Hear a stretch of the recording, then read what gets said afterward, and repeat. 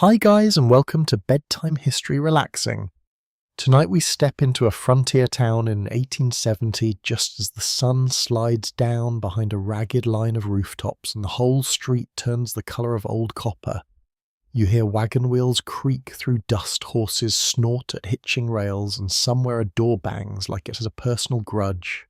The air smells of wood smoke, sweat, spilled beer-damp leather, and whatever the butcher failed to bury properly.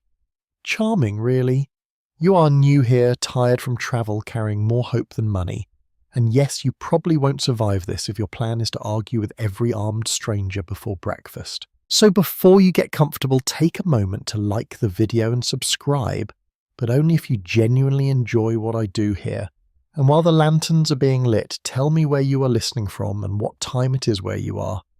Now dim the lights and let your boots settle into the soft, powdery dust of the street. You stand at the edge of town with your coat sticking to your back and your throat tasting faintly of grit. The place is not large, not yet, though everyone in it seems determined to behave as if it might become important tomorrow. A single main street runs between rough wooden buildings, their fronts taller than their roofs, like actors pretending to be grander than they are. False front stores, a blacksmith shop, a livery stable, a saloon with yellow light leaking from its windows, and a boarding house with curtains that have seen better centuries. Behind them stretch sheds, privies, corrals, woodpiles, and the wide, uneasy dark of open country. This is 1870, and across much of the American West towns like this grow quickly around trade routes, mining strikes, cattle trails, military posts, rail lines, or land speculation. Some last, many do not. A frontier town can be a promise, a trap, a marketplace, and a rumour all at once. You feel that immediately. It is in the unfinished planks beneath your hand when you touch a porch rail. It is in the way men glance at your boots before your face, measuring how far you have come and whether you're worth cheating. The evening is alive with small noises. Harness rings clink. A saw rasps from somewhere behind a half-built store. Chickens mutter darkly under a wagon, which is fair, because chickens have never trusted civilization and may have a point. From the blacksmith shop comes the last ringing blow of iron on iron, bright and clean against the muddy hush of dusk. A dog barks twice and then thinks better of it.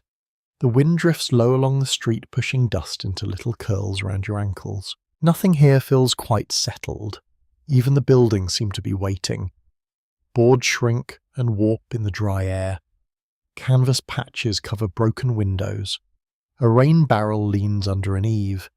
You notice bullet scars in one door frame, or perhaps old nail holes, though the man beside you says they are bullet scars because it makes the town sound livelier. Historians still argue whether frontier violence was truly as common as the later legends suggest, or whether newspapers' dime novels and proud old men polished ordinary trouble into something shinier and more dangerous. Still, you do not need a legend to feel exposed. The street is wide, but there are few lamps. Once the sun is gone, darkness will collect in alleys under wagons, behind stacks of freight, and in every doorway, where someone might be leaning with private intentions. Law is present, perhaps. Order is negotiable, certainly. The sheriff's office, if the town has one, is a small structure with a desk, a stove, maybe a cell, and far more confidence painted on the sign than stored inside the walls. You walk slowly because hurrying marks you as nervous, and nervous people attract attention. Your boots sink into dust over dried mud. Earlier rain has left ruts as hard as fired clay, deep enough to twist an ankle if you are careless. The town smells different with every few steps. Near the livery, warm animal breath and manure. Near the saloon, whiskey, tobacco lamp oil, and frying meat. Near the general store, coffee beans, flour sacks, molasses rope, and the mineral bite of kerosene. Near the undertaker, fresh-cut pine. Best not to linger there. Very poor branding for a new arrival. A wagon passes loaded with crates and one tired child asleep against a sack of grain. The driver nods at you without smiling. His beard is grey with trail dust. His hat brim droops like it has given up offering opinions. You wonder how long he's been moving west and whether he remembers why. In 1870, the United States is still recovering from the Civil War, while railroad settlers freed people seeking new starts, immigrants, merchants, soldiers, cowhands, miners, and speculators all move through changing Western landscapes. Their dreams do not arrive gently. They press against indigenous nations, older Mexican communities, Spanish-speaking settlements and earlier trade networks that were already here long before this particular street acquired its first saloon. You're entering a place built from collisions. That is the truth beneath the pretty sunset. Every plank has a story. Every claim of empty land has someone missing from the telling. Every cheerful advertisement back east promising opportunity and healthful air leaves out the loneliness. Debt, hunger, prejudice, fever, bad water, and the special pleasure of discovering that your neighbour practices the fiddle at midnight. Across the road, two men argue over a mule. The mule, who appears wiser than both of them, stares into the distance with magnificent indifference. One man insists he paid fare. The other says the animal was borrowed. A third says the mule belongs to a cousin who died last winter, which does not clarify much. In a town like this, ownership can depend on memory witnesses, receipts, and who is currently holding the rope. A quirky tidbit, though not as funny if it is your rope, is that some frontier communities kept detailed brand books for livestock. While individual animals still became the subject of wild disputes, mistaken identity, and deeply theatrical accusations. Apparently even a cow could have a legal personality if enough people shouted about it. You keep moving. The saloon doors breathe open as someone steps out. Warm light spills across the street along with laughter, a burst of fiddle music, and the thick smell of tobacco smoke. For a moment you glimpse men clustered at tables, hats pushed back, faces red from heat and drink. A woman in a dark dress moves between them with a tray. Someone claps off beat. Someone else coughs from deep in the chest. Then the doors swing back and the room becomes only a glowing rectangle in the dusk. That glow is tempting. It promises company, warmth, information, and perhaps supper if you are not picky. But it also promises bills, insults, games you do not understand, and men who confuse boredom with bravery. You feel your stomach pull toward the smell of food anyway. Frontier wisdom often begins with the simple question, where can you eat without being robbed, poisoned, or trapped in conversation with a man who owns one joke and tells it proudly? A bell rings from somewhere, perhaps supper at the boarding house. You turn toward it. The building stands 2 stories high, which in this town makes it nearly a skyscraper. Its porch sags in the middle. A lantern hangs near the door flame, trembling inside cloudy glass. Moths tap softly against it like tiny doomed visitors. You climb the steps and feel the boards flex under your weight. Before you enter, you look back once more at the street. Sundown has nearly finished its work. The last light rests on wagon spokes, hat brims, and the dusty backs of horses. Beyond town, the prairie or desert or broken foothills, depending on where this particular settlement has planted itself, grows blue and indistinct.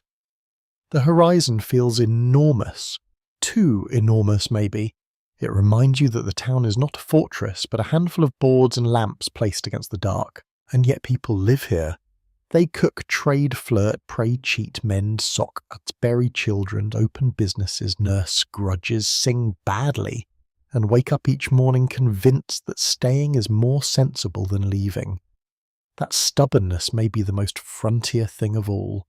Not the gunfights, not the spurs, not the dramatic squinting into sunsets, though plenty of men are practicing that as if being painted on a tobacco card. You touch the door latch. It is warm from the day's heat and slightly sticky from many hands.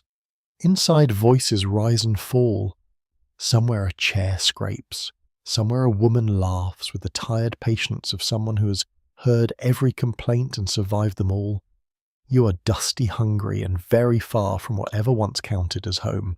The night is gathering behind you. You step inside. The door closes behind you with a tired wooden clap, but the town does not vanish. It presses through the walls in layers. Boots on porch boards, a wagon creaking past, a horse stamping in the livery stable, a cough from someone outside wet and stubborn. The frontier town may look small by daylight, almost fragile, but after sundown it becomes strangely crowded. Sound travels through plank walls as if the whole place has been built from gossip and kindling. You stand just inside the boarding house entry, letting your eyes adjust. A narrow hall leads toward the dining room where lamplight shivers across wallpaper stained by smoke and weather. The floorboards are uneven beneath your boots. Someone has swept, certainly, but dust has a spiritual commitment to this building and has returned immediately. It lies along the baseboards in corners on the stair rail and across the toes of your boots like a reminder that the street follows everyone indoors. Outside, the main road has entered its restless night phase. In the daytime, it's a place of errands, deliveries, arguments over nails and flower children, chasing hoops and men pretending not to watch one another. At night, it becomes something else. It is wider somehow, emptier yet more dangerous. The buildings face each other across the street like suspicious relatives at a wedding. A frontier main street in 1870 is rarely paved. In dry weather, it is dust soft enough to swallow a track and fine enough to get into your teeth. In wet weather, it becomes mud, not polite mud, not garden mud, but a heavy boot-stealing mixture of clay manure, spilled grain, ash, and whatever else the day has sacrificed. Many western towns developed before proper drainage sidewalks or regular street maintenance, so weather-controlled movement in a very practical way. A rainstorm could slow business trap wagons and turn a short crossing into a small personal defeat. Tonight the street is dry, but the old ruts remain. Lanterns glow at intervals from porches and windows. Their light does not conquer the dark. It only makes small islands in it. Between the islands lie pools of shadow, and in those shadows your imagination becomes a very productive employee. Was that a man near the freight office? A barrel? A man shaped like a barrel? Best not to investigate too confidently. The boarding house keeper, a woman with rolled sleeves and a face arranged for efficiency, gives you a brief look that measures your hunger, your manners, and your likelihood of paying. She nods towards the dining room but says nothing yet. From upstairs comes the muffled thump of a trunk being dragged across the floor. Then a pause, then another thump as if the trunk is losing an argument with gravity. You move closer to the window before going in. Through the wavy glass the street blurs. Lantern flames stretch and bend. Shapes pass slowly. A man crosses from the general store to the saloon holding his coat tight at the collar, although the air is not cold. Another leans under the awning of the barber shop smoking. The ember brightens, fades, brightens again. You cannot see his face. Thin walls change the meaning of privacy. In a place like this, nobody truly disappears. The town hears you arrive, cough, laugh, quarrel, and drop your boot in the night. If you have a secret, it needs to be smaller than a whisper and lighter than a floorboard. In many frontier communities, boarding houses, hotels, saloons, tents, and improvised cabins put strangers close together, often closer than comfort allowed. Travellers shared rooms, beds, benches, and occasionally blankets that seem to have their own small biographies. Historians still debate whether this closeness created stronger communal bonds or simply made conflict harder to avoid. Perhaps both are true, which is inconvenient for anyone who likes history tidy. When people hear each other snore through walls, borrow each other's tools, smell each other's suppers, and know exactly who came home late, community becomes intimate very quick. So does resentment. The street outside keeps breathing. A horse shakes its harness and the metal rings chime. Somewhere a drunk sings 2 lines of a song and then abandons the project. From the saloon comes the low roll of voices rising whenever the doors swing open. The sound is not constant. It swells, spills out, and closes again. Light flashes across the ruts. A fiddle begins a tune you almost recognize, then wanders away from accuracy with complete confidence. You imagine walking down that street now after the last wash of sunset has gone. Every step would announce you. Boots in dust. Spurs, if you had them, though you do not, and honestly, that may be for the best. Spurs are very theatrical until you catch them on furniture. The smell would change as you passed each building. Stable smoke, yeast, hot grease, damp wool, lamp oil, tobacco, and the sour edge of the alley where the privies wait patiently. A quirky detail of these towns is that street lighting could be almost comically uneven. A prosperous business might hang a bright lantern out front, while the next stretch remained dark enough to misplace a wagon. Some towns later installed gas or oil street lamps, but many small settlements in 1870 relied on private lamps, moonlight, and optimism, which is a bold municipal policy. You hear two men outside the window. Their voices are low, but anger makes them sharper. I said tomorrow. You said tonight. That is all you catch before they move away. Their boots fade down the porch. You do not know whether they are discussing wages cards, cattle freight, or marriage. In a frontier town, many arguments sound alike at a distance because most are about trust. Who owes what? Who promised what? Who took what? Who spoke too freely? Who looked too long? The boarding house keeper clears her throat behind you. You turn quickly, pretending you are not staring like a person writing mental obituaries for strangers. She tells you supper is nearly ready, and if you want a bed, you will pay in advance. This is not unkind. It is experience speaking through a woman who has probably watched several guests vanish before dawn with blankets, cutlery, and the moral courage of raccoons. You hand over coins. They feel too few when they leave your palm. She bites one lightly, not with drama, just habit, then drops it into a pocket. In a cash-poor town, money moves strangely.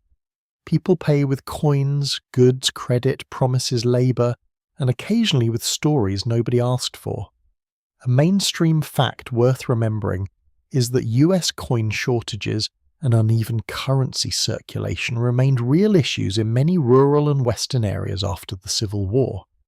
Paper money, local credit store accounts, and barter could all mingle in daily business. You may arrive with legal tender and still discover that the storekeeper prefers eggs labour or your last decent pair of gloves. The floor trembles faintly as someone upstairs crosses a room. The sound is intimate and nearly embarrassing. You picture the ceiling above you as no real barrier at all, only a polite suggestion. A chair drags, a bed frame complains, a man sneezes with full commitment. Then silence, except not silence, because the frontier night never gives you that. It offers instead a quilt of noises stitched together from animals' wood weather and human unease. Outside the wind shifts. Dust taps against the window. The lantern near the boarding house door flickers, and for a moment the hall darkens. Everyone inside pauses in the way people do when light fails. Not fear exactly, awareness. In a town where flames provide vision, warmth, cooking, and catastrophe, every lamp is both friend and threat. The light steadies, conversation resumes. You step toward the dining room. The smell of beans, coffee, fried salt pork, and biscuits reaches you warm and plain and almost beautiful. Behind you through the glass, the street stretches under its patchwork lanterns. Not asleep, never asleep, only waiting for the next footstep, the next raised voice, the next story that will be told tomorrow with improvements. And as you cross the threshold towards supper, the night outside folds itself closer around the town. You follow the smell of supper only far enough to be assigned your room first, because in this house comfort comes after payment and inspection. The boarding house keeper lifts a lantern from a peg and starts up the stairs. You climb behind her, one hand on the rail, feeling every step bend and mutter under your boots. The stairwell is narrow. The walls hold the day's heat. Somewhere above, someone has spilled wash water, and the damp smell mixes with soap-old wool tobacco and the faint sourness of too many tired bodies kept too close together. At the landing, she turns left. The hallway is long, low, and dim, lined with doors that do not quite fit their frames. Lamplight slides along the floorboards and catches on nail heads. You pass one room where a man snores in short, suspicious bursts, as if even asleep he distrusts the bed. From another comes the whisper of women's voices, then a hush when your footsteps pause nearby. You keep moving because lingering in hallways is an excellent way to become the subject of tomorrow's breakfast. Your room is small enough to encourage humility. A narrow iron bed stands against one wall, with a rope or slat support beneath a mattress that looks lumpy, tired, and morally uncertain. There is a washstand with a chipped basin, a pitcher of water, one chair, one peg for clothing, and a little window facing the street. A rag rug covers a section of floor, though not enough of it to hide the gap between two boards. The wallpaper has peeled near the ceiling in long curling strips, as if trying to leave town quietly. The keeper sets the lantern on the washstand and tells you not to smoke in bed. She says it without looking at you, which suggests that this is not advice but a memory. Fire is one of the great terrors of wooden frontier towns. Buildings are close dry and often heated by stoves or lit by open flame. One overturned lamp, one stovepipe fitted badly, one careless guest with tobacco and confidence, and a whole row of businesses can become sparks before anyone finds enough buckets. You promise not to smoke. You do not mention that you do not have tobacco because dignity must survive somewhere. She points out the privy bit behind the house, the washwater rules the meal hour, and the fact that blankets are not souvenirs. Then she leaves you with the lantern and closes the door. It does not latch cleanly until you lift it by the handle and persuade it upward. Now you are alone, at least in theory. The room breathes around you. Through the wall comes a murmur, not words, just the soft shape of another life. A cough. A bedrope creaks. Someone drops a boot. Below in the dining room, chairs scrape and plates clatter. Out the window, the street glows in trembling pieces, lanterns hung before stores and saloons, the spaces between them ink dark and patient. You set your small bag on the chair and sit on the bed. The mattress exhales dust. It smells of straw, wool, old sweat, and a faint medicinal sharpness, but perhaps camphor or lavender, or someone's desperate war against insects. Bedbugs are not a myth here. They are tiny landlords. Many 19th century travellers complained about fleas, lice, and bedbugs in hotels and boarding houses, and they often carried their own blankets when they could. In this room you understand why.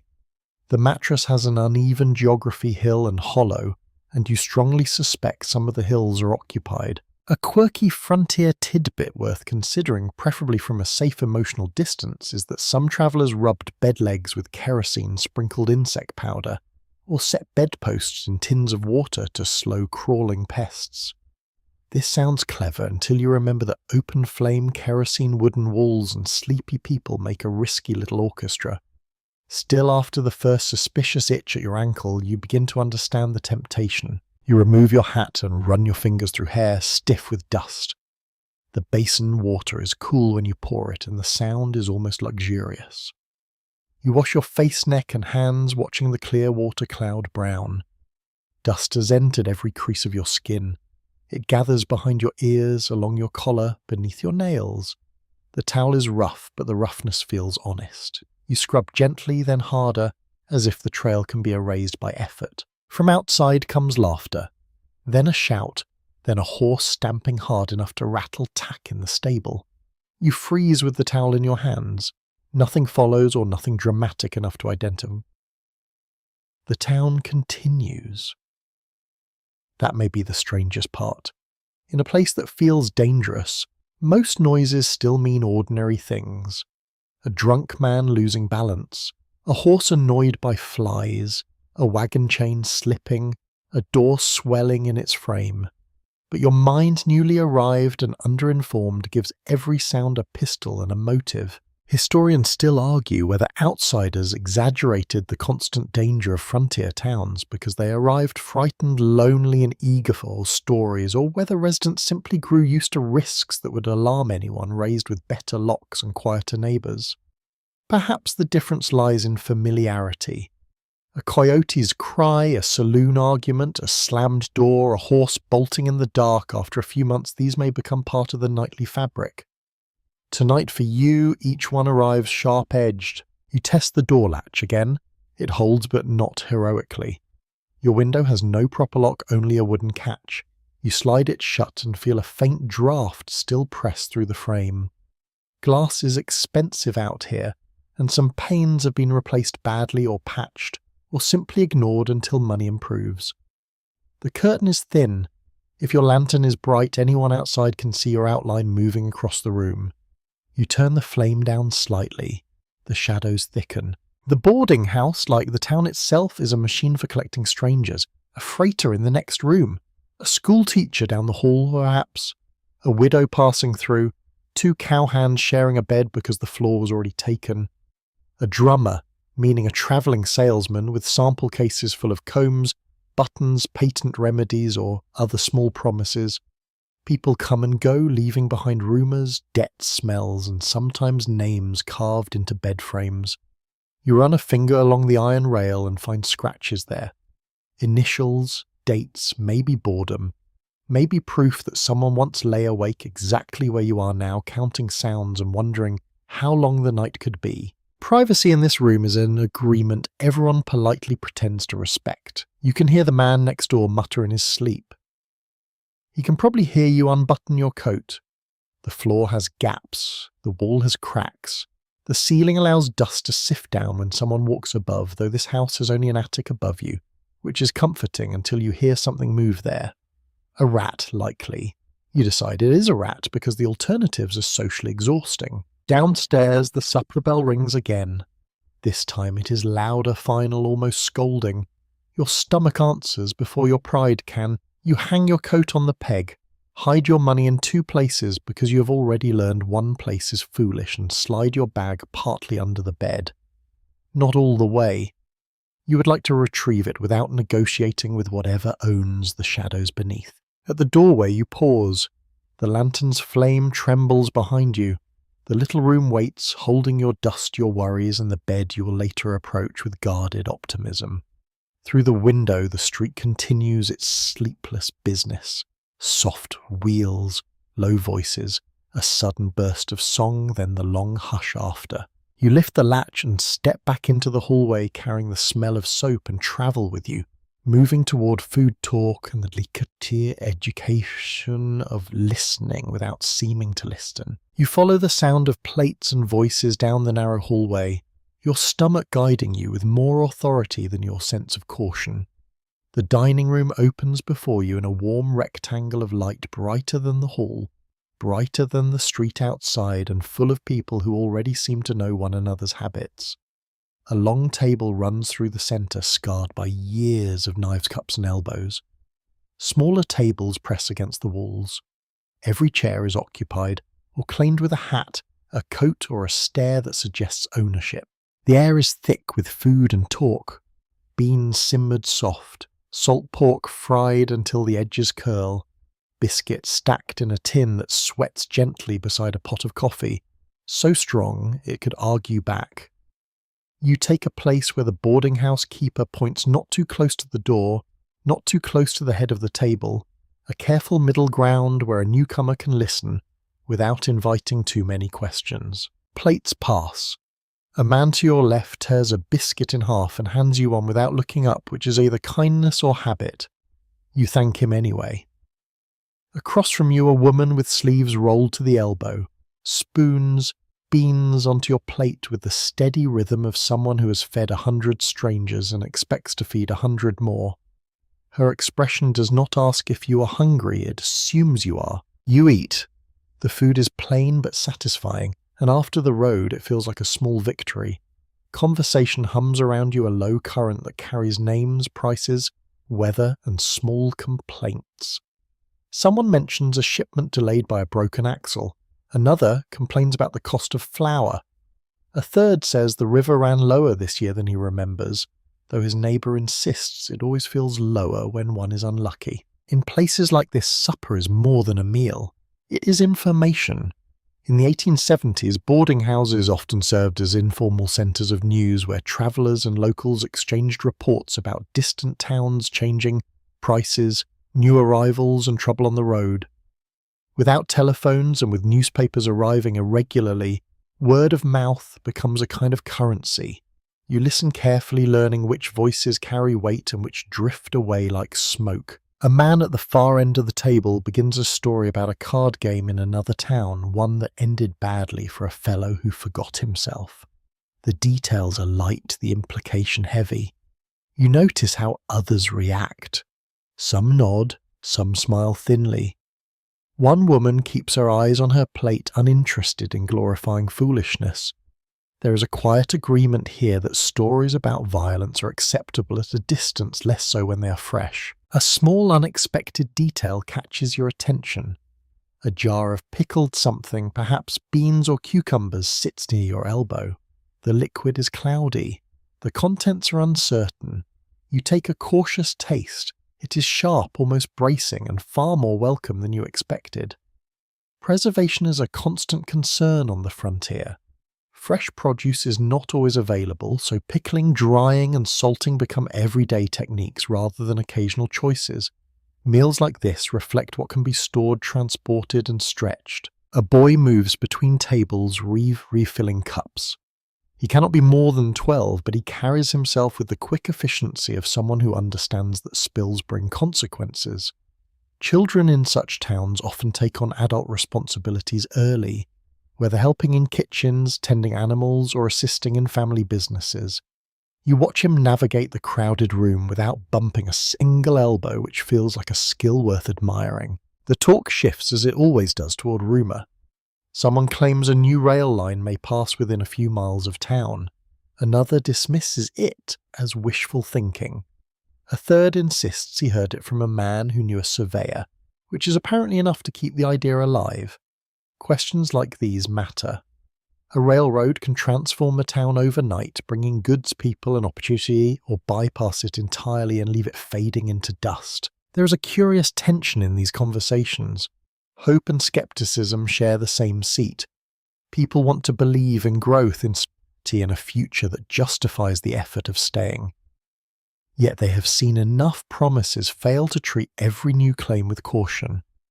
You find yourself drawn into this rhythm, listening for truth in the tone rather than the words. At the edge of the room, two men argue quietly about wages. Their voices are controlled, but the set of their shoulders suggests the discussion has been ongoing. One gestures with a fork, then sets it down carefully, as if reminding himself that utensils are not tools for emphasis. The other leans back, arms crossed, eyes fixed.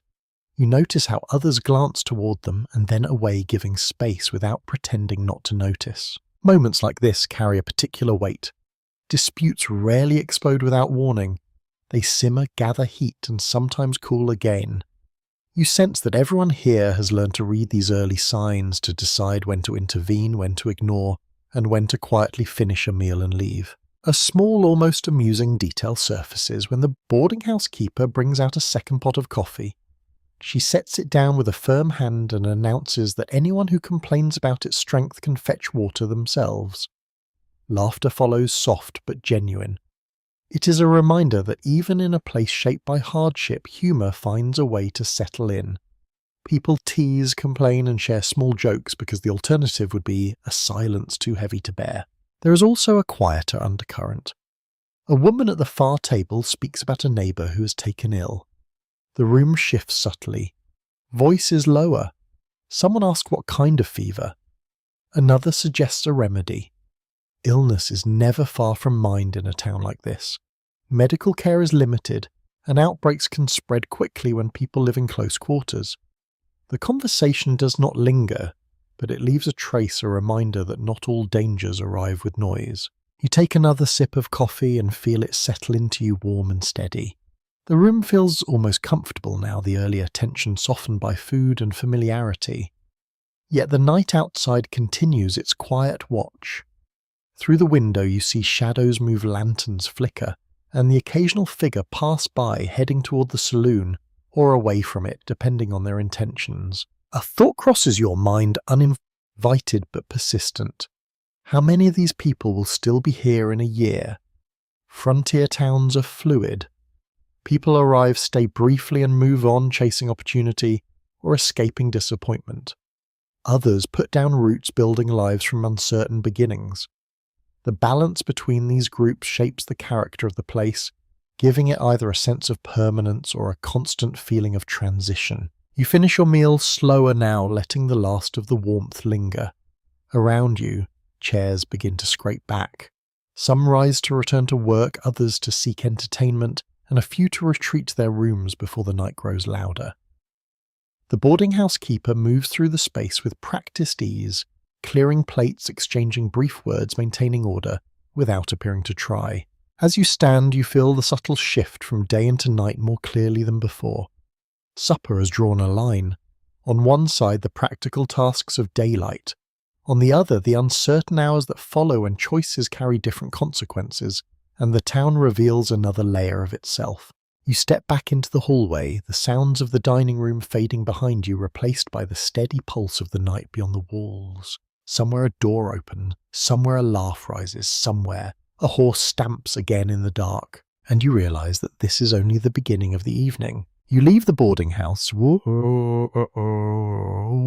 supper still warm in your chest and coffee working quietly behind your eyes. The porch boards complain as you step down into the street. Night has fully taken the town now, not with drama, but with a patient closing in. The sky is wide and black, scattered with stars so clear they look almost cold. The moon hangs low enough to silver the wagon ruts and the backs of tethered horses. Somewhere beyond the last buildings, coyotes begin their thin, wavering calls, and the sound makes the hair at the back of your neck rise before you can politely explain it away. The saloon waits across the street in a wash of yellow lamplight. Its windows are cloudy but bright. Its doors swing open every few minutes, breathing out warmth, smoke, voices, and the ragged scrape of a fiddle. After the tight little room upstairs and the careful manners of supper, the glow feels almost magnetic. It promises noise enough to drown your thoughts. It promises company without intimacy, which is a useful frontier arrangement. It also promises trouble, but softly, politely with music. You cross the street, placing your boots carefully in the hard ruts. The dust is cooler now, and each step lifts a faint, dry smell mingled with manure and spilled beer. A man passes you going the opposite way, hat low, shoulders hunched. He does not look up. You decide not to look too long either. On a frontier night, curiosity is best kept folded in a pocket. At the saloon entrance you pause. The doors are simple swinging panels, not the grand polished kind later, painted into every Western memory, but rough boards on hinges, stained by hand, shoulders and weather. You push through. The room folds around you in warmth and sound. Smoke hangs beneath the ceiling in blue layers. Lamps burn along the walls and on tables, turning the air gold and thick. The floor is scattered with sawdust, partly for spills, partly for mud, partly because someone once discovered that mess looks more intentional when covered evenly. Your boots crunch softly. The bar runs along one side, its surface nicked and polished by elbows. Behind it stands the bartender, sleeves rolled, hair slicked down, moving with the calm suspicion of a man who has heard every lie before dessert. The first thing you notice is how crowded the room feels. Not packed exactly, but dense with attention. Men stand in clusters, some in work clothes still marked with dust or grease, others in coats brushed clean for evening. A few women are present too, serving drinks, singing, dealing with customers, or simply watching from positions of practiced awareness. A saloon is not only a drinking place, it is a court of rumour, a bank of informal credit, an employment office, a theatre, a gambling hall, a message board, and sometimes the nearest thing to a town parliament, though, with more whiskey and fewer minutes recorded. It is a well-established feature of many Western settlements that saloons multiplied quickly because they met several needs at once. They offered alcohol, yes, but also warmth, light news games, business connections, and male companionship in places where formal institutions lagged behind population growth. In some towns, there might be more saloons than churches, schools, or bathhouses, a statistic that tells you less about wickedness than about demand, loneliness, and the eternal human preference for sitting down indoors. You move toward the bar. The bartender's eyes find you immediately. New faces are noticed here, especially faces not yet attached to a known debt job, family, or failure.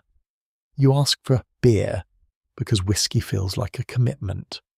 He pours from a keg into a glass that has been rinsed with enthusiasm rather than precision.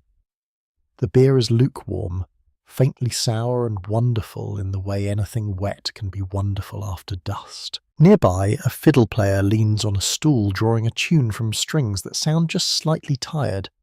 Someone taps a boot in time. Someone else taps out of time with impressive confidence. A man at a table laughs too loudly at his own remark, then looks around to see if others agree it was funny. They do enough to keep peace. You take a careful swallow and let your eyes adjust to the human weather of the room. At one table, cards move in quick flashes between thick fingers. Coins sit in small piles. A few paper notes lie folded near a man's elbow. At another table, two men lean close over a map or deed their cups untouched. Near the stove, an older fellow tells a story to anyone trapped within range. His gestures are large. His audience has the resigned look of people who have heard the story before and are now being punished with the extended edition. There is a curious old detail in some saloon culture that makes you pause.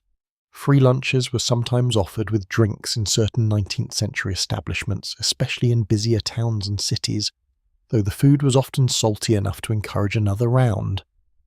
Out here, the spread may be humbler. Perhaps crackers, pickles, dried fish, cheese, or something that began as meat and now has philosophical questions attached. The business model is simple: feed the thirst. Let appetite work for the house. Modern snack bowls at bars did not invent mischief, they merely inherited it. A woman in a blue dress passes with a tray. She moves through the room without spilling a drop, slipping around elbows, chairs, and boots. Men make space for her, some politely, some too slowly. She knows the room better than any of them. Her eyes pass over you, not inviting, not dismissing, just recording. In a place like this, memory is protection. She knows who pays, who grabs, who tips, who sulks, and who becomes dangerous because after the second glass. The warmth of the saloon begins to loosen your shoulders. You hear talk about cattle prices, a freight contract, a preacher arriving next week, a claim dispute, a horse race, and a man who left town owing money to 3 people who now suddenly agree on something. The conversations overlap until they become a kind of music rough but steady. For a moment, the town seems less threatening. It seems alive, even friendly, if one does not lean too hard on the word friendly. Researchers continue to question how much saloons encourage violence versus how much they simply gathered people whose conflicts already existed. Alcohol lowers caution, yes. Gambling sharpens pride. Public rooms turn private grudges into performances, but saloons also offered witnesses, mediators, and social rules. A man might be reckless, but he was reckless in front of people who would remember. That did not always prevent trouble. It did, however, shape how trouble unfolded. The bartender sets a bottle in front of 2 men near you. One pays, the other does not. No words pass between them, but a small imbalance enters the air. You feel it more than see it. The man who pays smiles, yet his fingers stay tight around the glass. The other looks away, pretending not to notice the cost of generosity. In this room, money is never just money. It is status, obligation, insult, apology, and bait. You drift toward the wall, where you can watch without being in the way. A framed print hangs crooked above a shelf showing some distant city street clean enough to be suspicious. Beside it is a notice about a missing horse, another about a dance and a handbill advertising a patent medicine that promises to improve digestion, nerves, complexion, liver complaint, and probably moral character if taken regularly. The frontier loves a miracle in a bottle, especially if the label has confident lettering. Then the fiddle stops. Not suddenly, not with a dramatic screech just at the end of a tune, but in the space that follows you hear a sharper voice from the card table. That was not the card I saw. The room does not freeze. Real life is rarely so tidy. Cups continue lifting. The stove ticks. Someone coughs. Yet attention turns grain by grain toward the table. The bartender looks over without moving. The woman with the tray steps aside, clearing a path she may need later. The accused player smiles, but it is not a sleepy smile. It is thin and bright. You stand very still, beer cooling in your hand. The saloon's warmth remains, but now you feel the other thing beneath it, the hidden wire running through the room. Pride, suspicion, the need not to be embarrassed in public. These are powerful fuels in a place where reputation may be all a man owns besides boots and a debt. The fiddle player lowers his bow. The room waits to see whether this is a joke, a quarrel, or the first line of tomorrow's story. The card table sits under a murky lamp, its circle of light bright enough to show every finger, every coin, every twitch of the mouth.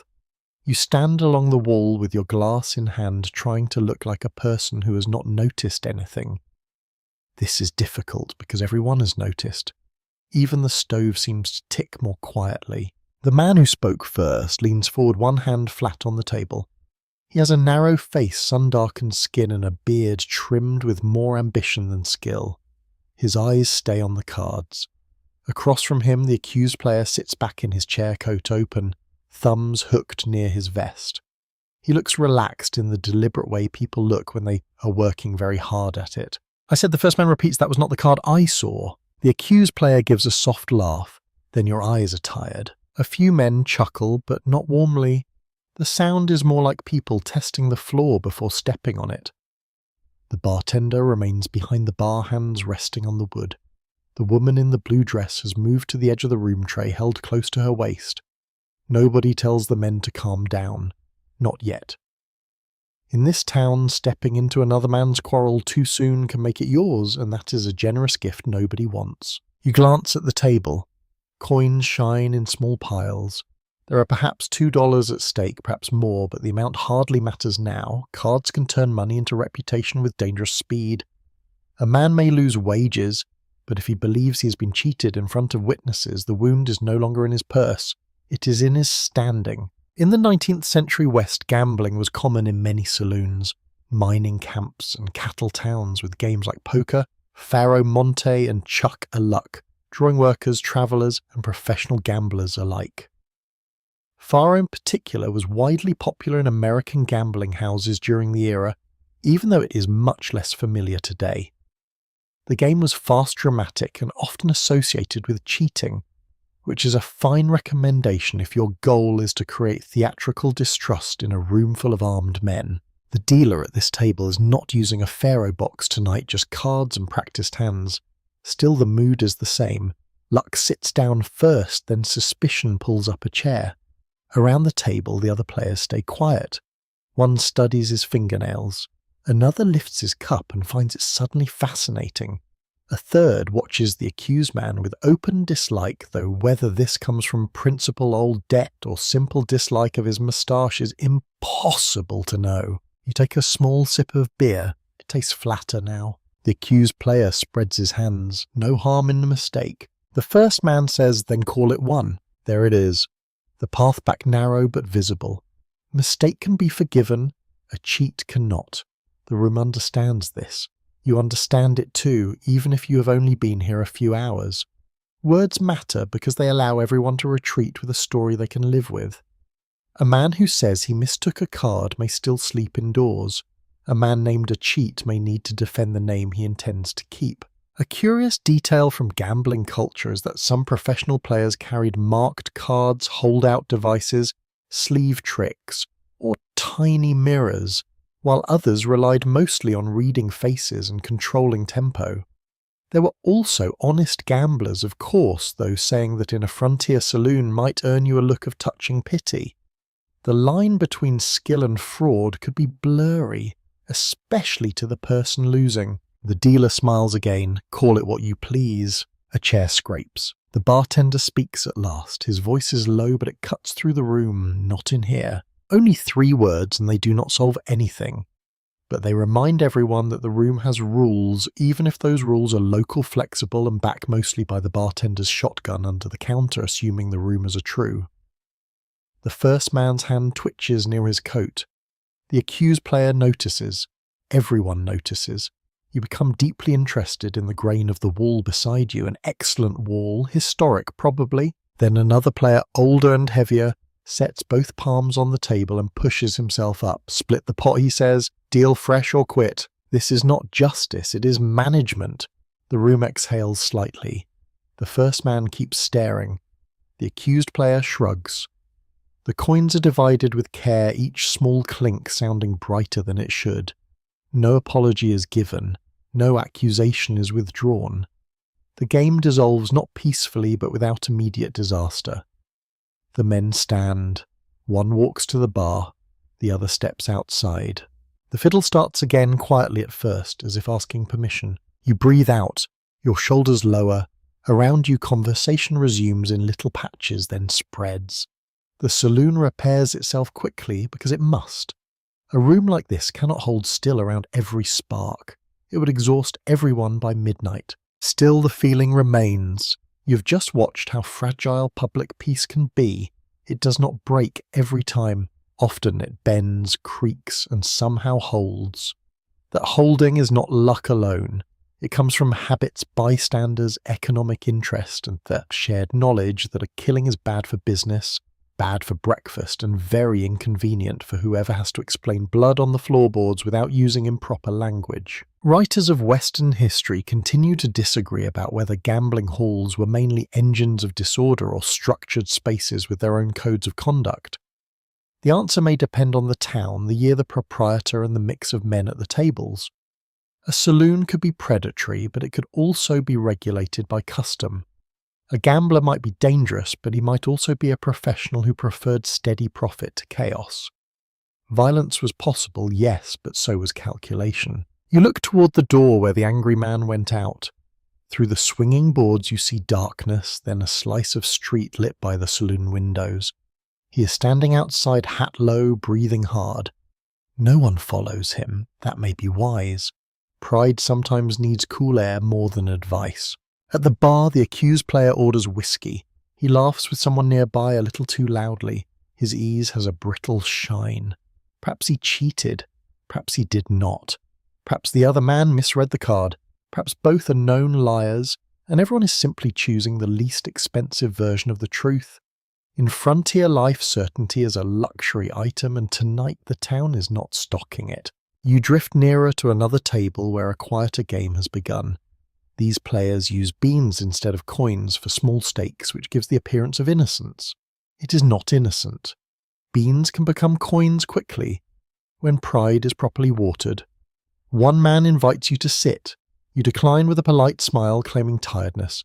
This is partly true. It is also an act of self-preservation. You know enough to understand that you know almost nothing. A man near the stove explains the rules of Monty to a younger fellow using 3 bent cards and the patient tone of a teacher about to commit financial violence. "Find the queen," he says. The young man grins. He finds it twice. The teacher lets him. You admire the ancient elegance of the trap. Somewhere in the world, surely there is a manual titled How to Lose Money While Feeling Clever. Gambling here is not only entertainment, it is a language of risk. Men who spend their days hauling freight, digging claims, tending cattle, or waiting for wages learn to read chance in everything. Weather prices, sickness, rail routes, land claims, and the honesty of partners all feel like games played with incomplete decks. Cards merely make that uncertainty visible. They put fate on a table and let people pretend they can handle it. The woman in the blue dress passes again. She gathers empty glasses and wipes a spill with a cloth already defeated by previous spills. First night she asks without stopping. You nod. "Do not learn cards tonight," she says. Then she is gone. It is the best advice you have received so far. The room warms again around you. The fiddle grows bolder. A few men sing softly, not well but with feeling. The bartender pours, watches, listens.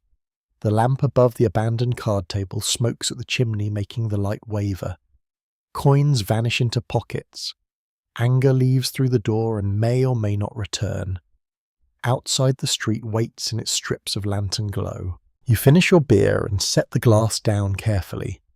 The night has not turned violent, not yet, but it has shown you one of its working parts. Under the laughter and music, under the sawdust and smoke, every face is keeping accounts. You ease away from the table, letting the hum of the saloon drift behind you, like a tide that never quite recedes. The door swings open as someone leaves, and cool night air brushes your face, carrying the smell of dust and horse and distant smoke. For a moment you consider stepping out as well, but your attention is caught by a quieter movement near the bar. A man in a worn coat stands there, not drinking, not speaking much, just watching. A badge glints faintly on his vest when he shifts. It is not polished to shine, but it is visible enough. The sheriff, or perhaps a deputy. In a town like this, titles can be flexible, and the number of men enforcing them is often smaller than the number of men ignoring them. He rests one elbow on the counter, speaking softly with the bartender. Their conversation is too low to catch, but their posture tells you plenty. This is not authority in the grand sense. This is negotiation. The law here does not sweep in like a storm. It lingers, listens, and chooses its moments carefully. You drift closer, pretending interest in a notice tacked to the wall. It lists a reward for a stolen horse, offering a sum that seems generous until you remember how much a good animal is worth. Horse theft is no small matter. In a place where distance defines survival, losing a horse can mean losing work, mobility, even life. Some communities treated it with particular severity, sometimes harsher than other crimes, because of the damage it caused beyond the immediate loss. The lawman's face is lined not just with age, but with the habit of watching. His eyes move across the room, not in suspicion exactly, but in calculation. He notes who is drinking, who is arguing, who is leaving, who is staying too long. He does not interrupt the music or the games. He does not lecture. He simply remains present, a quiet reminder that someone is keeping count. It's easy to imagine law enforcement in such towns as either heroic or absent, but the reality often sits somewhere in between. A sheriff in 1870 might be elected, appointed, or simply accepted by the community. His authority could depend as much on personal reputation as on any formal backing. In many places he had limited resources, perhaps a small office, a few deputies, and the expectation that he would manage disputes, pursue criminals, and maintain order with little support. It was less a system than a balancing act. The man beside you mutters, keeps things from boiling over. You glance at him. He shrugs, most nights. That qualifier hangs in the air, most nights. A small, curious detail emerges as you watch the lawman. He carries no obvious weapon at his belt, though you suspect one is not far from reach. Some sheriffs preferred to keep their firearms concealed, relying on surprise, or simply avoiding the constant display of threat. Others wore them openly as a sign of readiness.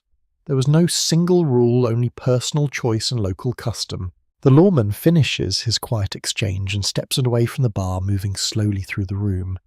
He nods to a few people, speaks briefly to others, and pauses near the stove where the older storyteller continues his tale with renewed enthusiasm. The sheriff listens for a moment, then moves on, leaving the man undisturbed. It is a selective kind of attention, one that suggests experience has taught him where to spend his energy. You follow at a distance, curious now. He stops near the door, glancing outside before stepping onto the porch. You hesitate, then decide to follow, not too closely, just enough to see without being seen as part of his shadow. The night outside feels different after the saloon's heat. Cooler, sharper, quieter in its own way. The street stretches before you, lanterns, flickering shadows deep between them. The man who left earlier stands farther down, leaning against a post hat still low. The sheriff walks toward him unhurried. You remain near the saloon entrance watching. They speak briefly. You cannot hear the words, but you see the gestures. A hand lifted, a head tilted, a pause. The angry man shakes his head, then looks away. The sheriff does not press. He stands for a moment longer, then nods once and turns back toward the saloon.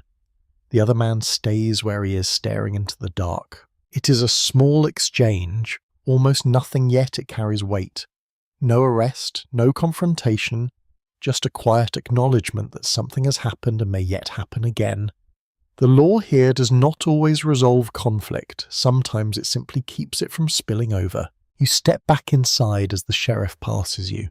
He gives you a brief glance, taking in your face, your posture, your unfamiliarity. There is no hostility in it, only recognition. You're noted. That is enough. Inside, the room has settled again. The music continues. The games resume. The early attention has faded into the background, though not entirely. It lingers like the smell of smoke, faint but persistent. You return to your place near the wall, considering what you have seen. Authority here is not loud. It does not arrive with grand declarations or sweeping gestures. It moves quietly, shaping events in small ways, relying on presence, reputation, and the willingness of others to accept its limits. A thought forms slow and steady. In a place where formal structures are thin, people become the system. The sheriff is not just a figure of law. He is part of the town's fabric as much as the bartender, the cook, the gambler, the labourer. Each plays a role in maintaining a fragile balance. You notice the bartender watching the door, again eyes narrowing slightly as a group of men enters. He shifts his stance, ready but not alarmed. The sheriff returns to his place at the bar, speaking quietly once more. The woman in blue continues her rounds, her movements smooth and practiced. The town is awake but not chaotic. It holds itself together through habit, through awareness, through the understanding that too much disorder threatens everyone. This does not mean peace, it means management. You finish your drink and set the glass down. The night stretches ahead full of possibilities, some harmless, some not. You have seen enough to know that survival here depends less on strength and more on attention. Knowing when to speak, when to stay silent, when to step forward and when to step back. Outside the lanterns flicker, inside the music plays, and somewhere between the two the law keeps its quiet watch. You linger in the saloon a moment longer, letting the rhythm of the room settle into you. The earlier tension has softened into something manageable, like a knot, loosened but not undone.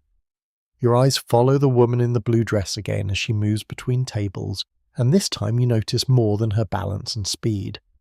You notice the way conversations shift when she approaches, how some men straighten, how others look, or how a few try too hard to be charming. Women in a place like this carry a particular kind of presence, not invisible, not fully acknowledged either, essential yet often spoken about as if they exist just outside the main story.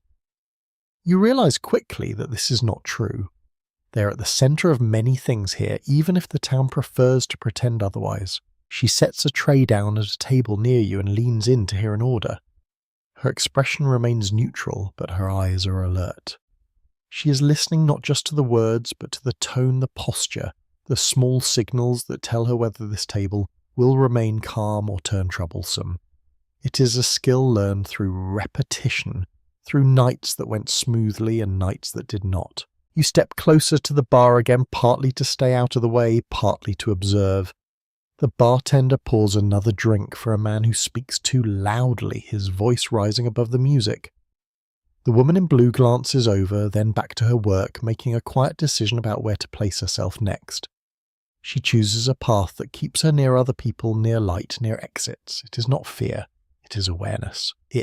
In many frontier towns, women worked in boarding houses, laundries, kitchens and saloons, often under conditions that required both resilience and careful navigation of social boundaries. Some were owners or managers, others were employees. Their roles could shift depending on the town, the economy, and their own circumstances. It was not a simple story, and certainly not a uniform one. A softer voice rises from a corner table. Two women sit there, one older, one younger, speaking quietly over cups of coffee. Their presence feels different from the rest of the room, not separate but steady. The older woman's hands are rough, her posture straight. The younger watches the room with a mix of curiosity and caution. You wonder how long they have been here, what brought them, what they have seen. There is a small unexpected detail in the way the room treats them. No one ignores them completely. No one crowds them either. There is a respectful distance, a recognition that they are part of the space but not to be folded into its louder currents. It is a delicate balance, one that could shift easily under different circumstances. The woman in blue returns to the bar, placing empty glasses down with a soft clink. The bartender nods, and for a moment they exchange a look that carries more meaning than words. Perhaps it is about a customer, perhaps about the night itself. In a place where spoken language can be overheard, silent communication becomes valuable. You think back to the boarding house, to the quiet voices behind doors, to the woman who served supper with steady hands. There is a network here, not formal, not written, but real. Women sharing information, offering support, warning each other when needed. It is not always visible, but it exists. A man at the bar leans too close to the woman in blue, speaking with a grin that does not quite reach his eyes. She shifts slightly, just enough to create space without making a scene. The bartender's gaze flicks toward them, then back to his work. The sheriff, still nearby, notices as well. The man steps back a moment later, perhaps sensing the attention, perhaps simply losing interest. The moment passes, but it leaves a trace. There is a story here, many stories layered and overlapping. Some are told openly, others remain quiet, carried in glances, in choices, and the careful movements of people who understand the risks of being seen too clearly. You move toward a small table near the wall and sit, giving yourself a different view of the room. From here you can see the door, the bar, the card tables, and the corner where the two women sit. The fiddle plays a slower tune now, something softer, almost reflective. A few voices join in, low and uneven, but sincere. You notice how the atmosphere shifts with the music. The sharp edges of conversation soften. Laughter becomes quieter. Even the light seems to settle, less harsh, more forgiving. It is a temporary change, but a real one. A curious thought comes to you. In a place defined by movement and uncertainty, moments like this carry weight. Not because they last, but because they do not. They offer a pause, a chance to breathe, to feel something other than vigilance. The woman in the blue passes your table again. This time she pauses just long enough to ask, you settling in? You nod, trying so. She gives a small smile. That's how it starts. There is no elaboration. She moves on, leaving you with a sense that settling in is not a single act, but a process, one that involves learning the rhythms, the rules, the people. Across the room, the older woman stands gathering her shawl. The younger follows. They leave together, stepping out into the night with quiet purpose. No one calls after them. The door swings closed behind them and the room continues. You sit a while longer, letting the sounds and sights settle into memory. The saloon is not just a place of noise and drink. It is a place of work, of negotiation, of observation. It is a place where roles are played, adjusted, defended. Eventually you rise. The night outside calls again, not loudly but steadily. You step toward the door, passing the bar, the tables, the figures moving through lamplight and shadow. As you push the door open, the cool air meets you once more. The street stretches ahead, quieter now, though not silent. Lanterns flicker. A horse shifts. Somewhere a voice carries on the wind. Behind you the saloon glows, holding its stories within, and you just beginning to understand them step back into the night. The door swings shut behind you and the night feels wider than before, as if the saloon had been holding the town together, and now you have stepped beyond its grip. The air is cooler, carrying a faint dryness that settles on your skin. Your eyes adjust slowly to the uneven light. Lanterns burn in pockets along the street, leaving long stretches of shadow between them. The stars seem brighter now, sharp and distant, like something watching without judgment. You stand for a moment, letting the quiet rearrange your thoughts. It is not true silence. Nothing here is ever truly silent. But compared to the layered noise inside, the outside feels almost sparse. Each sound separate, easier to notice. A horse shifts somewhere nearby, hooves scraping lightly against packed earth. You turn toward the sound and see the outline of the livery stable. Its doors half open, a lantern hanging just inside. The glow reveals rows of stalls, dark shapes moving within them. Horses breathe, stamp, flick their tails. The smell is strong, warm and familiar in a way that makes you think of long journeys and early mornings. You take a few steps closer, drawn by curiosity. The stable feels like a different world from the saloon, quieter, more deliberate. A man stands near one of the stalls, brushing down a horse with slow, steady strokes. He glances at you briefly, then returns to his work. There is no need for conversation. The rhythm of the brush, the soft huff of the animal, the creak of leather straps create their own kind of language. Animals here are not background details. They are central to survival. Horses, mules, oxen all carry weight far beyond their physical strength. They transport goods, pull wagons, plough fields, and connect this small town to the wider world. Without them, movement slows, trade falters, and isolation deepens. It is no surprise, then, that the loss of an animal can ripple through a community. Livestock theft was a serious concern in many frontier areas, often provoking swift and sometimes severe responses. A missing horse could mean more than inconvenience. It could mean lost income, missed opportunities, or even danger if travel became impossible. A sudden noise breaks the steady rhythm. A sharp clatter from the far end of the stable. The man stops brushing and listens. You do the same, your body tightening without permission. The sound comes again, a metal latch striking wood. The man sets down the brush and walks toward the noise, his steps quick but controlled. You follow at a distance, not wanting to intrude but unable to ignore the pull of the moment. The lantern light stretches and shifts as you move, casting long shadows that seem to move on their own. At the back of the stable, a stall door hangs slightly open. The man reaches it first, pushing it wider. Inside, a horse stands restless, head high, ears forward. The rope that should secure it hangs loose, frayed at the end. "Damn," the man mutters, low and tight. You feel the tension rise instantly. This is not a small matter.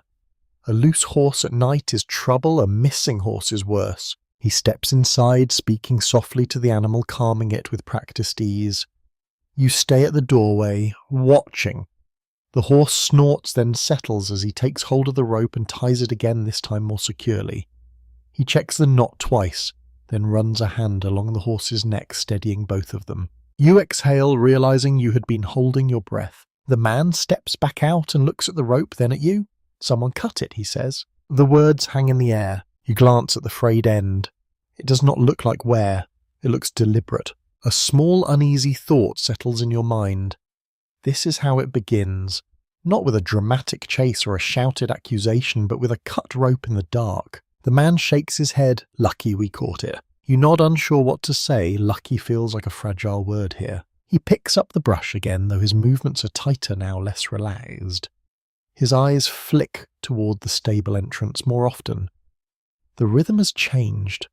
The night has shifted slightly, just enough to remind you that even the quieter spaces carry their own risks. You step back out into the street, the stable behind you. The lantern light feels smaller now, the shadows deeper. You notice things you had not before. The way doors are latched. The way some windows are dark while others glow. The way footsteps echo more clearly when there are fewer voices to soften them. A figure moves quickly across the far end of the street, disappearing into an alley. You cannot tell who it is or what they are doing. You only know that movement at this hour carries intention. You walk slowly, your boots sounding louder than you would like. Each step seems to announce you. You try to soften your pace, but the ground is uneven and the night is listening. From somewhere behind you, the saloon door opens again, spilling light and sound into the street. Laughter follows, then fades as the door closes.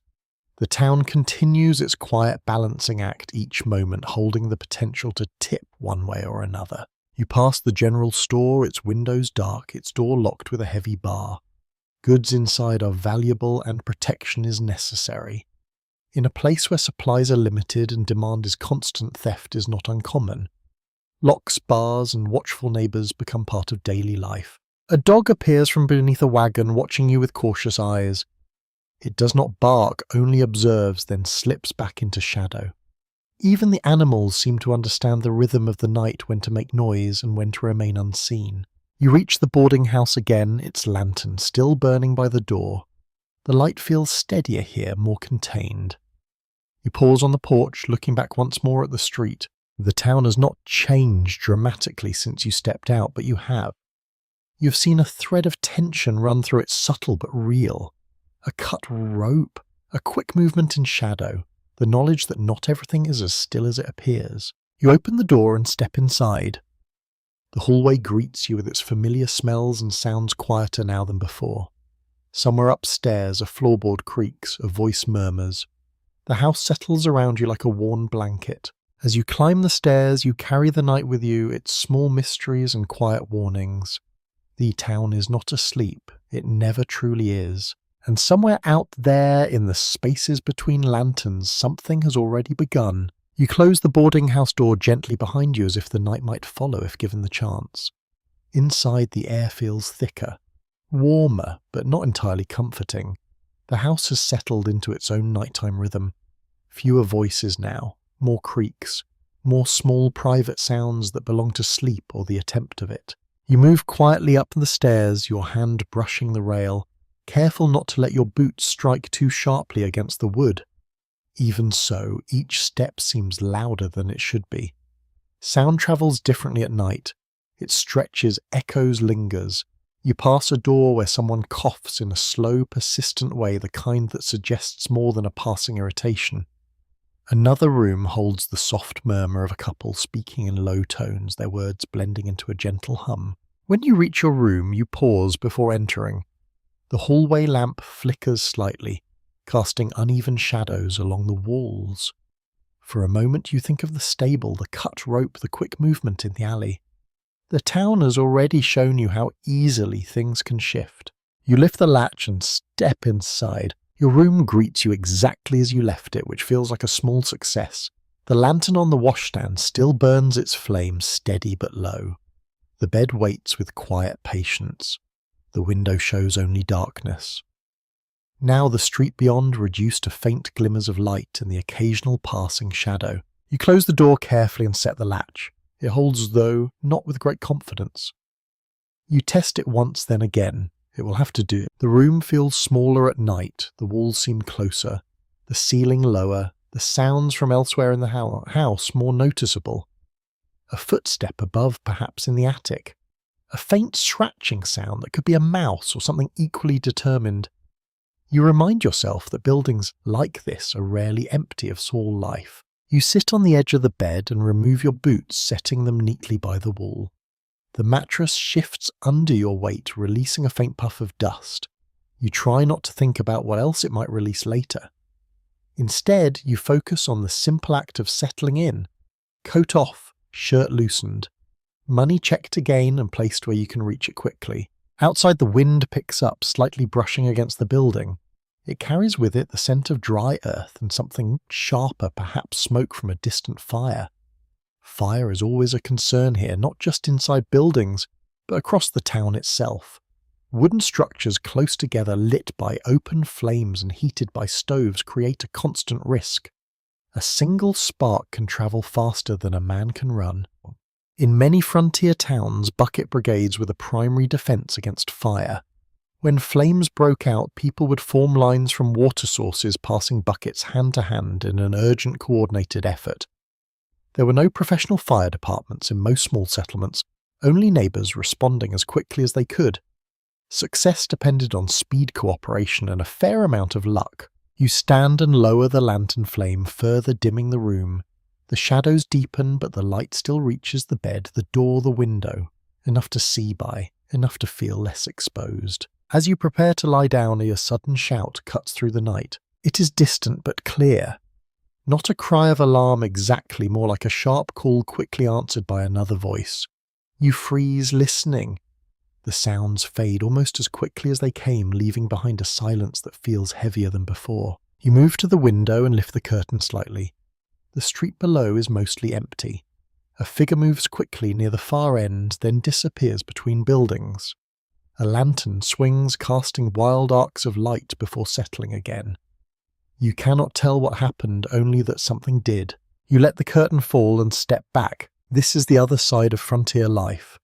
Not constant chaos, but moments of uncertainty that arrive without warning. A shout, a movement, a change in the air, enough to keep you alert even when you want to rest. There is an odd detail you recall, something mentioned by a traveller once.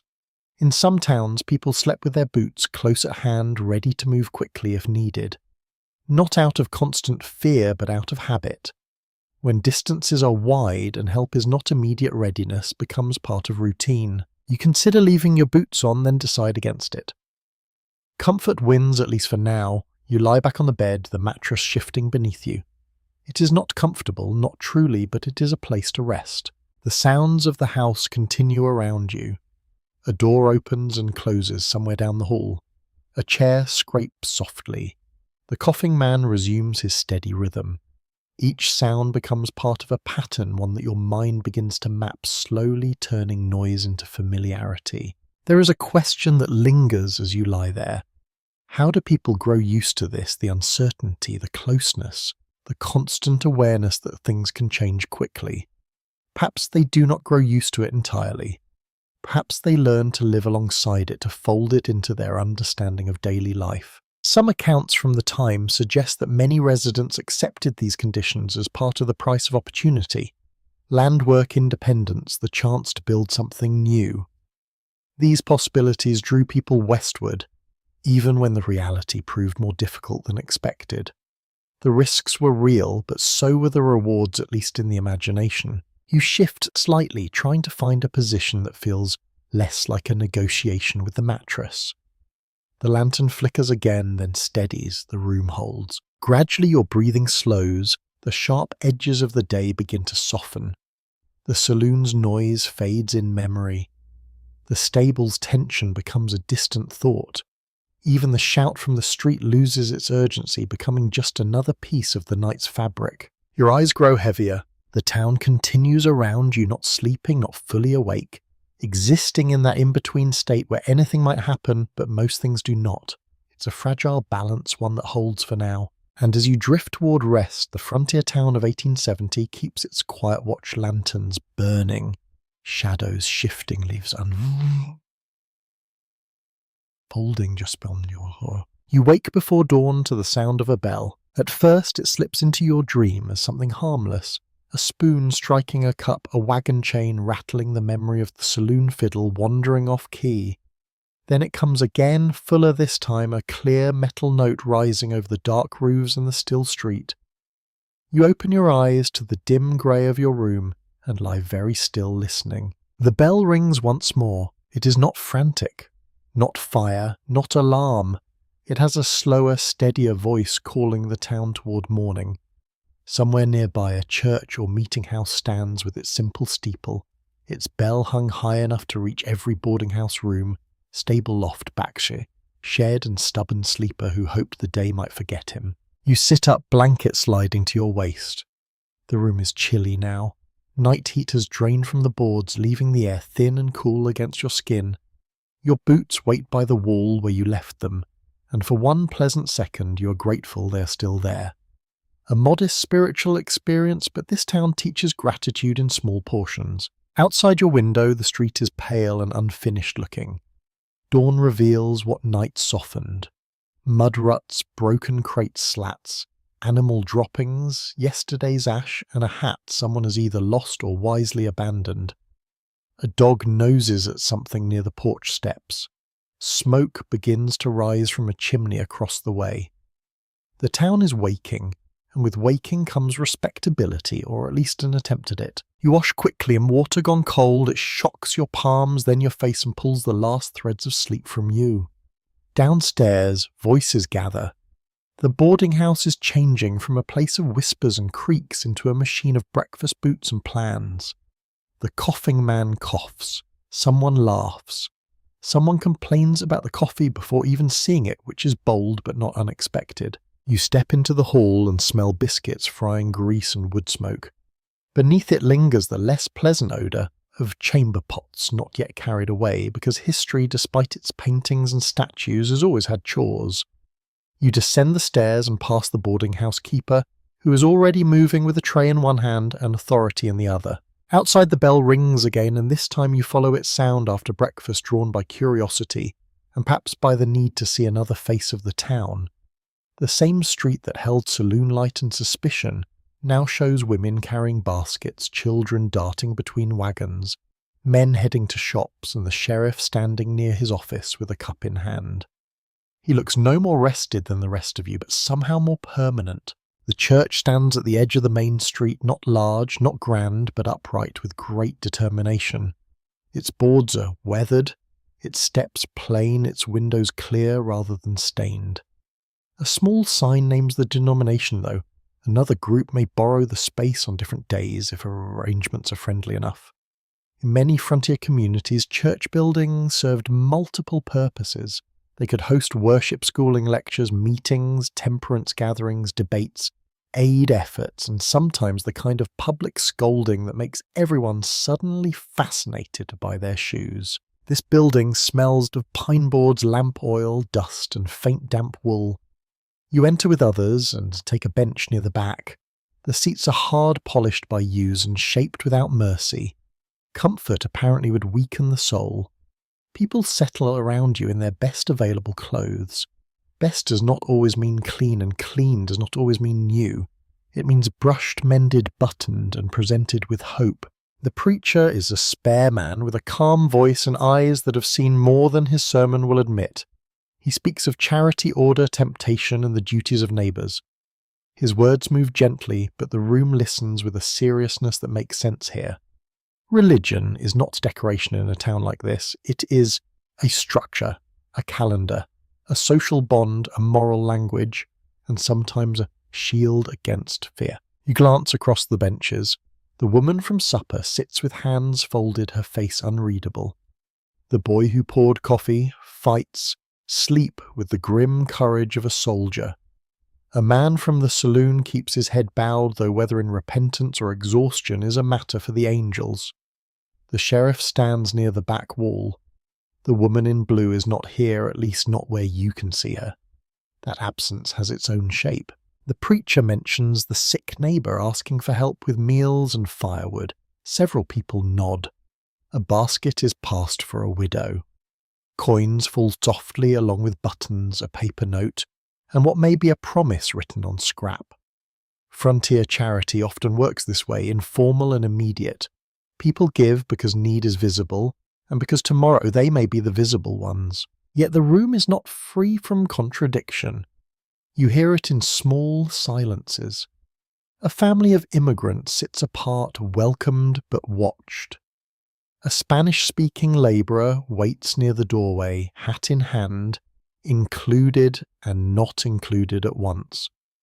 Indigenous people are absent from this room, though their presence shapes the land beneath the town's claims. Faith here can inspire generosity, but it can also travel beside prejudice, certainty, and the belief that one group's future has divine permission to crowd another's aside. Modern historians continue to examine how frontier churches served as both compassionate community anchors and instruments of cultural pressure. The same sermon that urged kindness might also reinforce boundaries around race, language, gender, and respectability. People prayed for mercy while accepting exclusions they barely questioned. It is uncomfortable, but history often is. It does not become gentler because the hymns are pretty. The singing begins and the room changes. Voices rise unevenly, some strong, some shy, some wandering away from the tune like unsupervised cattle. The sound fills the simple rafters. You feel it in your ribs, low and human. Outside wagons creak past. A horse snorts. Inside, people sing about peace with hands that have worked, fought, washed, buried and bargained. There is a peculiar little frontier detail in the music itself. Hymnals are not always plentiful, so songs may be lined out with one person reading or singing a phrase and the congregation repeating it. In some places, familiar tunes carry new words and printed music is less important than memory. The result can be rough, slow, and deeply communal. Nobody needs a perfect voice, they need the courage to join in. When the service ends, people do not rush away. They gather outside in the mild light, exchanging news with a softness different from the saloon. A woman asks after a child's fever. A man offers to repair a fence. Someone mentions the cut rope at the livery, and the story moves quickly from person to person, gathering concern and speculation. By noon it may have 3 suspects and a moral lesson. You stand on the church steps watching the town perform decency in daylight. Not falsely exactly. People can be kind and judgmental, brave and narrow generous, and afraid all before dinner. The same man who placed coins in the widow's basket may cheat a stranger later. The same woman who speaks sharply about another's reputation may bring soup when illness comes. Human beings are inconveniently mixed creatures, and frontier conditions do not simplify them, they intensify them. The bell rope hangs beside the door still now. You imagine its sound travelling over the rooftops, crossing the main street, touching the saloon, the stable, the boarding house, the sheriff's office, the little rooms where people slept badly and woke anyway. The bell does not erase the night. It does not solve the town's dangers, but it gathers the morning into a shape people can recognize. As you step down from the porch, sunlight reaches the street. Dust glitters in the air. The saloon doors are closed for now, though not for long. The general store is opening. A child runs past with a pail, late for some errand and already negotiating with the day. You walk toward the main street again, carrying the hymn's last note somewhere in your chest. Behind you, the church settles into quiet, waiting for the next need, the next gathering, the next confession spoken aloud or hidden carefully beneath a clean collar. You drift back toward the main street with the echo of hymn singing still faint in your ears, though the town wastes little time returning to its usual concerns. Morning has sharpened everything. The air feels clearer, the light less forgiving. What seemed mysterious at night now appears worn practical and a little tired. The general store stands open, its door propped wide as if inviting both customers and dust inside. You step in partly out of curiosity, partly because places like this hold the pulse of a town more reliably than any speech or sermon. A bell tied loosely above the door gives a half-hearted jingle as you enter. Inside, the smell is a layered mixture of coffee beans, dried goods, leather lamp oil, and wood. Shelves line the walls stacked with sacks, tins, jars, tools, and bolts of cloth. Everything looks slightly mismatched, as if gathered from many places and arranged with practical rather than aesthetic care. A man stands behind the counter ledger, open pencil in hand. He glances up, measures you quickly, then nods in a way that says you're welcome to look, but not to waste time. Storekeepers here are not simply sellers. They are gatekeepers of supply, credit, and information. In towns like this, cash is not always plentiful. People often rely on credit running accounts with merchants until harvest payday or the next shipment arrives. The ledger in front of the shopkeeper is more than a record. It is a map of trust and obligation. Names, numbers, dates, small notes in the margins. Who pays on time? Who delays? Who might need a reminder? You wander along the shelves, picking up items, carefully returning them just as carefully. A tin of biscuits, a coil of rope, a pair of gloves that look sturdier than your own. Prices are not always marked, and when they are, they seem flexible. The cost of goods here depends on distance demand and the unpredictable arrival of supply wagons. A small detail catches your attention. Near the counter sits a jar of penny candy, brightly coloured pieces that look almost out of place among the more serious goods. A child stands on tiptoe nearby, eyeing the jar with intense focus. The shopkeeper watches, amused but firm. Even in a place shaped by hardship, small pleasures find a place on the shelf. You hear two men speaking quietly near the back. They discuss a shipment that has not arrived on time. Something about a broken axle, delay on the trail. Their voices carry a note of concern. Supplies are not just conveniences here. They are necessities. A delayed shipment can mean empty shelves, higher prices, and strained tempers. There is an interesting aspect to these stores that you begin to notice. They function as informal banks, extending credit, holding deposits, sometimes even exchanging different forms of currency. In areas where formal banking institutions are scarce, the general store often fills the gap, though not always with the same level of security or fairness. You approach the counter and ask about the gloves. The shopkeeper names a price that makes you pause, then adds, "Or you can settle later if you're staying." There it is again, credit. Trust offered cautiously based on little more than your presence and perhaps a guess about your intentions. You thank him and set the gloves back.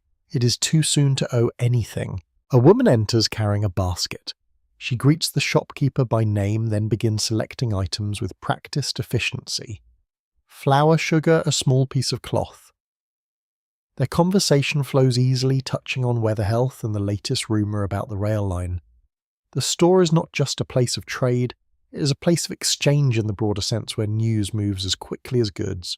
You step outside again, blinking in the brighter light. The street is busier now. Wagons move steadily. People pass with purpose. The night's shadows have retreated, though not entirely. They linger in doorways, under porches, in the spaces between buildings. You notice the sheriff again this time, speaking with a man near the livery. Their conversation looks more formal than the one you saw last night. The cut rope has not been forgotten. It has simply moved into daylight where it can be discussed, questioned, perhaps resolved. You walk past them, not close enough to hear, but near enough to feel the seriousness. The town is dealing with something quietly, methodically. This is how many problems are handled here. Not with spectacle, but with conversation, observation, and a careful weighing of possibilities. Further down the street, a small group gathers around a notice posted on a wall. You join them briefly. It announces a delivery expected later in the week, along with a list of goods. Coffee, flour, tools, fabric, the list draws interest. People discuss what they need, what they can afford, what might run out before the wagon arrives. There is a curious rhythm to this life. Waiting, planning, adjusting. The town does not move at a constant pace. It surges and pauses, shaped by events both large and small. A delayed shipment, a sick neighbour, a cut rope in the stable, each becomes the part of the pattern. You continue walking, taking in the details you missed before. A carpenter at work shaping wood with steady hands. A woman hanging laundry behind a house, the fabric catching light and wind. A child chasing a hoop laughter, trailing behind him like a ribbon. These moments feel ordinary, almost peaceful.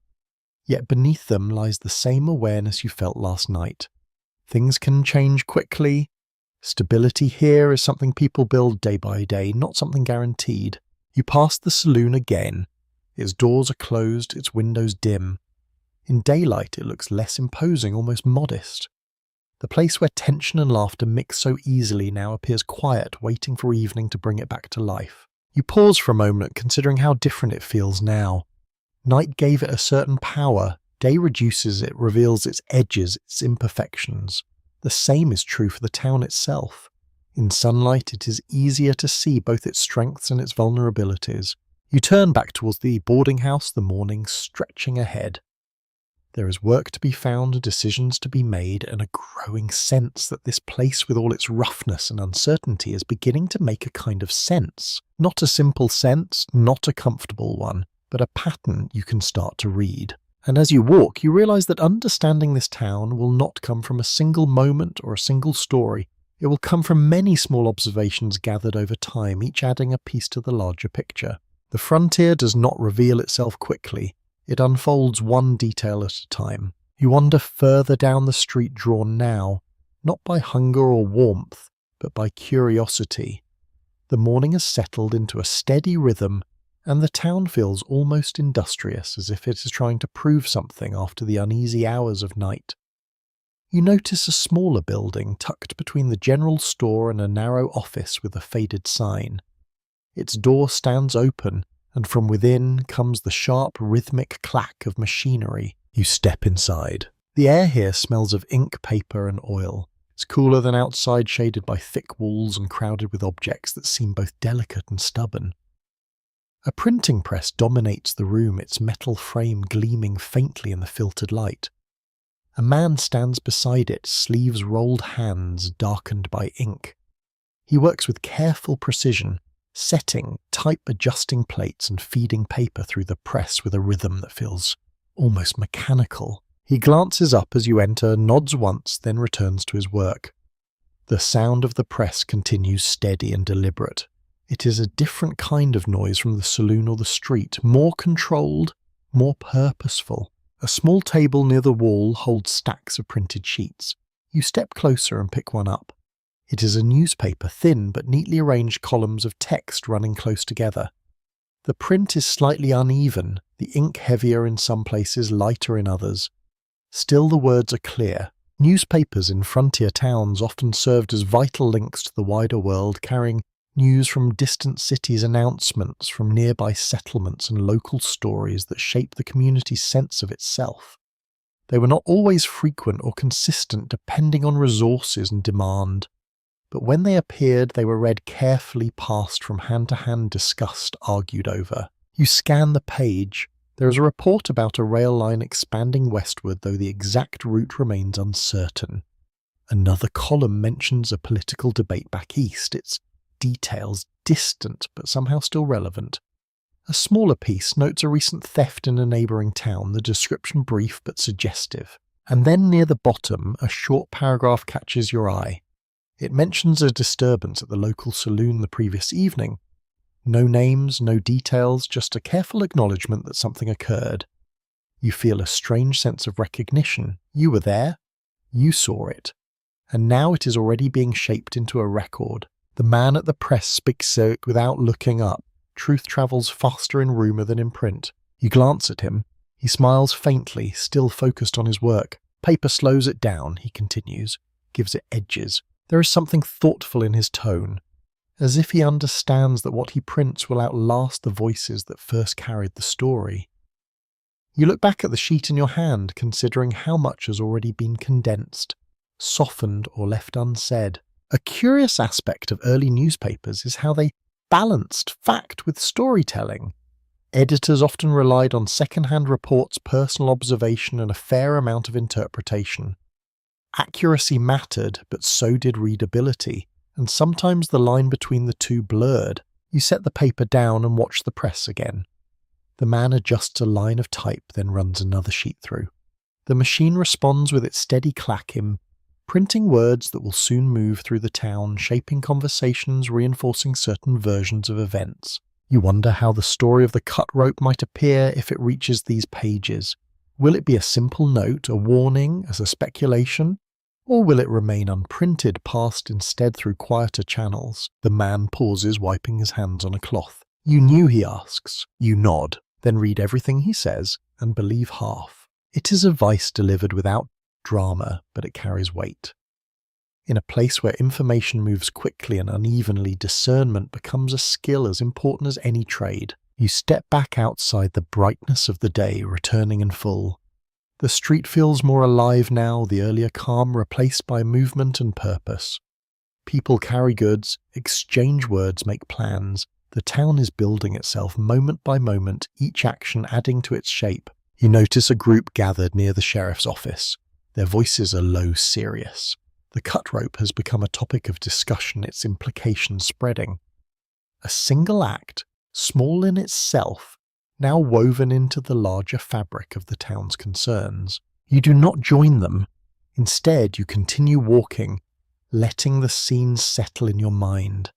The newspaper, the press, the way stories are formed and shared, it is another layer of this place, one that exists alongside the physical structures and daily routines. Further along, you see a man posting a notice on a wall.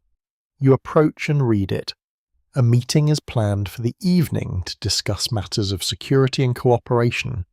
The language is formal, but the intent is clear. The town is responding, organizing, trying to maintain order in its own way. You step back watching. As others read the notice, their expressions thoughtful, concerned, determined. This is how communities function here. Not through distant authority alone, but through collective action, through shared decisions. You continue on, the sounds of the press still echoing faintly in your memory. Words printed, stories shaped, truth negotiated. It is a quieter kind of sorrow, but no less significant. As you walk, you realize that this town is not just a place of physical survival. It is also a place where narratives are built, where meaning is assigned, where events are interpreted and remembered. And in that process, the frontier becomes more than a setting. It becomes a story, one that is still being written line by line, day by day. You leave the print shop with ink and ideas lingering faintly in your mind, stepping back into the sunlight, where the town seems busier than before. Word travels fast here, but it does not travel evenly. Some people already know about the cut rope. Others are hearing it for the first time. A few pretend not to care, which is often a sign that they care very much. You walk past the sheriff's office again, noticing new faces gathered nearby. Not just the familiar townsfolk from supper or the saloon, but men and women whose clothes, accents and mannerisms feel slightly different. This place is not as uniform as it first appeared. It is a meeting ground and not always a comfortable one. A group stands near a wagon loaded with bundles wrapped in cloth. The language they speak is not entirely familiar to you. German, perhaps, or something close to it.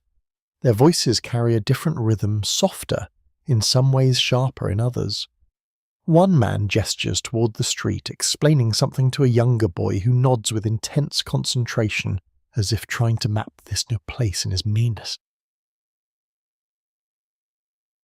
Immigration shapes towns like this in ways that are both visible and subtle. People arrive from many regions, bringing skills, traditions, recipes, languages, and expectations. They also bring differences that can create tension, especially in places where resources are limited and trust must be earned quickly. You pass a small structure at the edge of the street where a sign in Spanish hangs above the door. Inside you catch a glimpse of goods arranged differently from the general store spices and items that suggest a different culinary tradition. A woman stands behind the counter speaking to a customer in a language you do not fully understand. Their conversation flows easily, filled with familiarity. This layering of cultures is not new to the region. Long before this particular town was built, Spanish-speaking communities, indigenous nations, and earlier settlers shaped the land and its trade routes. The arrival of new groups does not erase what came before. It adds to it, sometimes blending, sometimes clashing. You notice how people interact as you move along the street. Some exchanges are warm, easy, marked by shared understanding. Others are more cautious words chosen carefully, distance maintained. A man steps aside to let a group pass, his nod polite but reserved. Another greets them with open friendliness, perhaps more comfortable with difference, or simply more outgoing. There is a quiet negotiation happening everywhere. Who belongs? Who is trusted? Who is tolerated? These questions are not always spoken aloud, but they shape daily life in ways that are hard to ignore. You stop near a water pump where several people have gathered. A woman fills a bucket while speaking to another about the cost of flour. Their conversation shifts briefly to the newcomer's voices, lowering slightly. Not hostile, but uncertain. Change brings opportunity, but also competition. More people mean more labour, more demand, more pressure on resources. A small, curious detail catches your attention. One of the newcomers carries a musical instrument, perhaps a fiddle, or a small accordion strapped carefully to his back. It suggests that even here, in a place defined by work and survival, there is room for music, for culture, for something beyond necessity. You wonder what songs he knows and whether they will find a place in the saloon or the church or remain private, shared only among those who understand the words. You continue walking, noticing a group of labourers near the edge of town. Their clothes are worn, their hands rough, their posture tired but steady. They speak among themselves in a mix of languages, gestures filling the gaps where words do not align. Work binds them together more than speech does. Labour is the backbone of this place, building, hauling, repairing, digging. It does not matter where someone comes from if they can contribute to the tasks that keep the town functioning. Yet acceptance is not always immediate. It grows slowly through repeated interactions, through shared effort, through the gradual building of trust. You pass a small schoolhouse, its door open, voices drifting out. Children sit at rough desks, their attention divided between the lesson and the world outside. The teacher stands at the front, guiding them through reading or arithmetic. Education here is practical, often irregular, shaped by availability of time, resources, and need. Still, it exists, a sign that the town is thinking beyond the present moment. There is an ongoing discussion among those who study this period about how diverse frontier communities truly were, and how much integration occurred between different groups. Some accounts emphasize cooperation and blending, while others highlight division and conflict.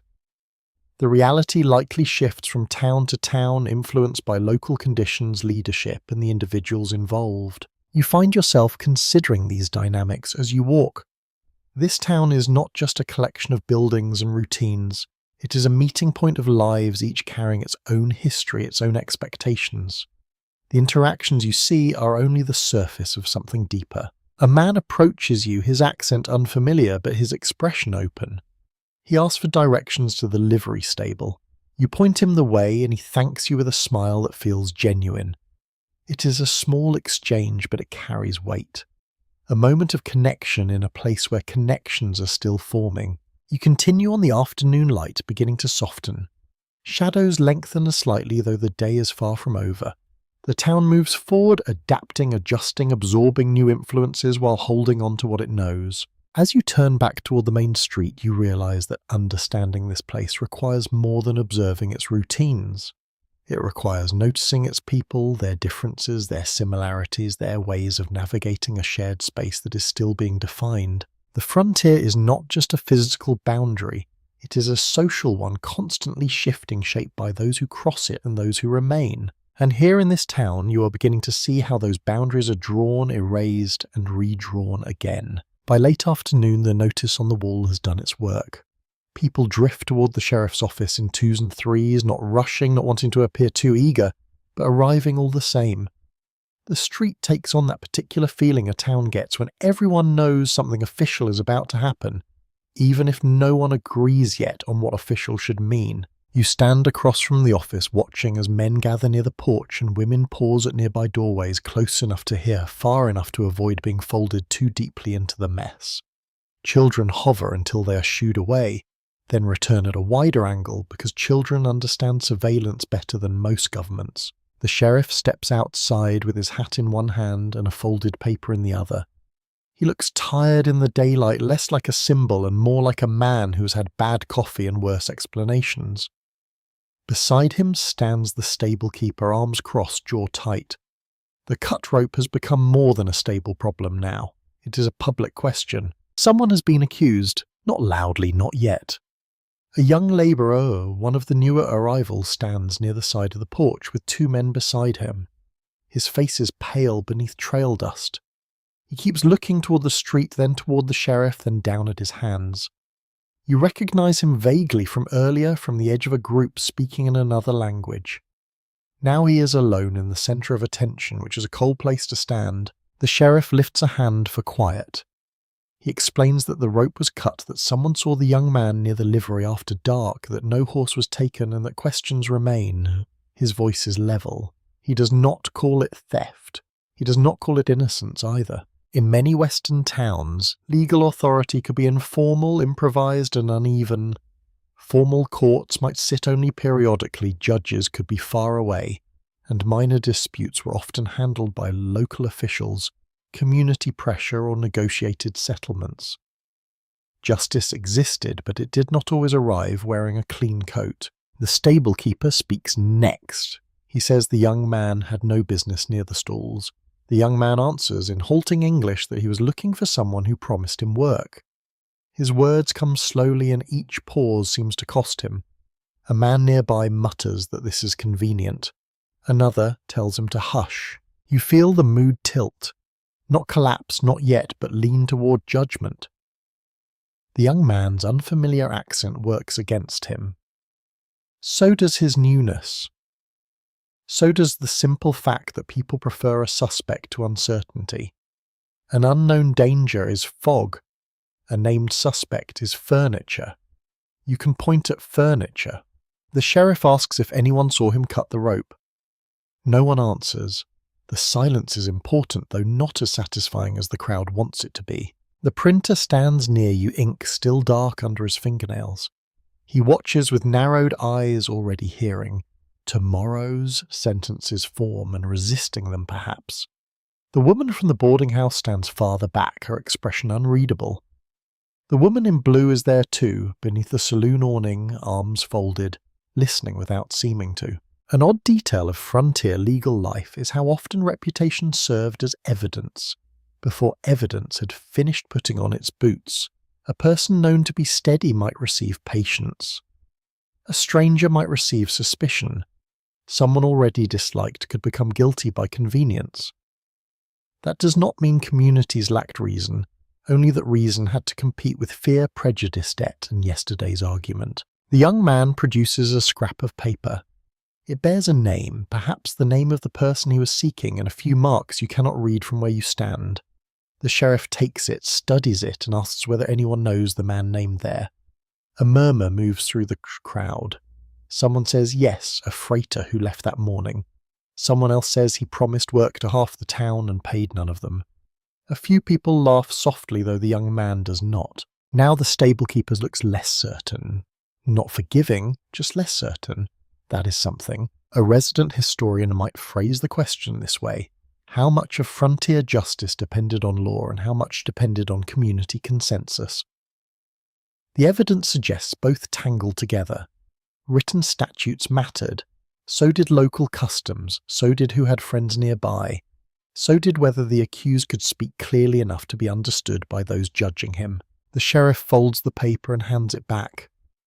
He says the young man will not be held, but he should stay available for questions. That phrase lands awkwardly. Free, but watched. Released, but not cleared. The crowd absorbs it with mixed satisfaction. Some nod, others grumble. The stable-keeper says nothing. Then another voice rises from behind you. What about the man who lost at cards? The crowd shifts. Heads turn. The question has been waiting. The gambler from last night, the angry one who stepped outside after the argument, is not present. His absence now becomes a kind of presence. You remember him under the porch light, breathing hard, pride wounded. Could he have cut the rope? Why would he? Did he have a horse inside? Did he want revenge on someone else? The story branches, quickly becoming less neat. The sheriff's eyes move across the crowd. I'll ask him, he says. It is not enough for some, it is enough for now. In a town like this, for now carries a great deal of weight. The gathering begins to break apart, but not cleanly. People cluster in knots, retelling what they just heard as if they had not all heard it together. The young labourer steps away, shoulders tight. The woman from the boarding house approaches him and says something low. He nods once, gratitude flickering across his face. Then he moves down the street, not quickly because quick movement would look like guilt, and not slowly because slow movement would feel like punishment. You remain near the office unsettled. No one has been jailed. No one has been beaten. By some measures, that is a good outcome, and yet comfort does not follow. The town's machinery has turned, and you have seen its teeth. Suspicion finds the easiest path. Law slows it sometimes. Community can correct it sometimes. But the person standing in the centre still feels every stare. The sheriff sits on the porch step, finally putting his hat back on. He looks across the street toward the saloon, where evening will soon gather again. His work is not done. It may never feel done. The stable-keeper returns to his building, likely to check every knot twice. The printer walks back toward his press, carrying a story that refuses to become simple. You start toward the boarding house, but the town feels changed. Not dramatically. No grand verdict has fallen. No one has ridden off into legend. Yet you understand more now. Justice here is not a marble courthouse or a solemn voice echoing beneath a high ceiling. It is a porch, a crowd, a tired sheriff, a frightened stranger, a rope cut in darkness, and a dozen versions of truth competing before supper. The sun lowers behind the building, stretching shadows across the street. Lanterns are being prepared. Doors open. Smoke rises. The ordinary evening begins to assemble itself, but beneath it runs a sharper current. You know the night is not finished with this town. The sun slips lower, and the town exhales into evening once more, though this time the air feels tighter, as if the events of the day have drawn something unseen closer to the surface. Lanterns are lit one by one, their glow returning in familiar patches along the street. You notice how quickly the town shifts back into its nighttime self, like an actor stepping into a well-worn role. You find yourself outside again, drawn not by any plan, but by the sense that something unfinished is moving through the town. The saloon doors open and close, steadily spilling light and sound into the growing dark. Voices rise, laughter returns, but it feels different tonight.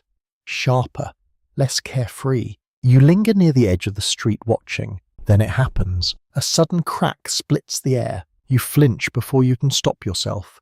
The sound is unmistakable. A gunshot. It echoes off the wooden buildings louder than it should be, as if the town itself is amplifying it. For a moment, everything pauses. Then motion returns all at once.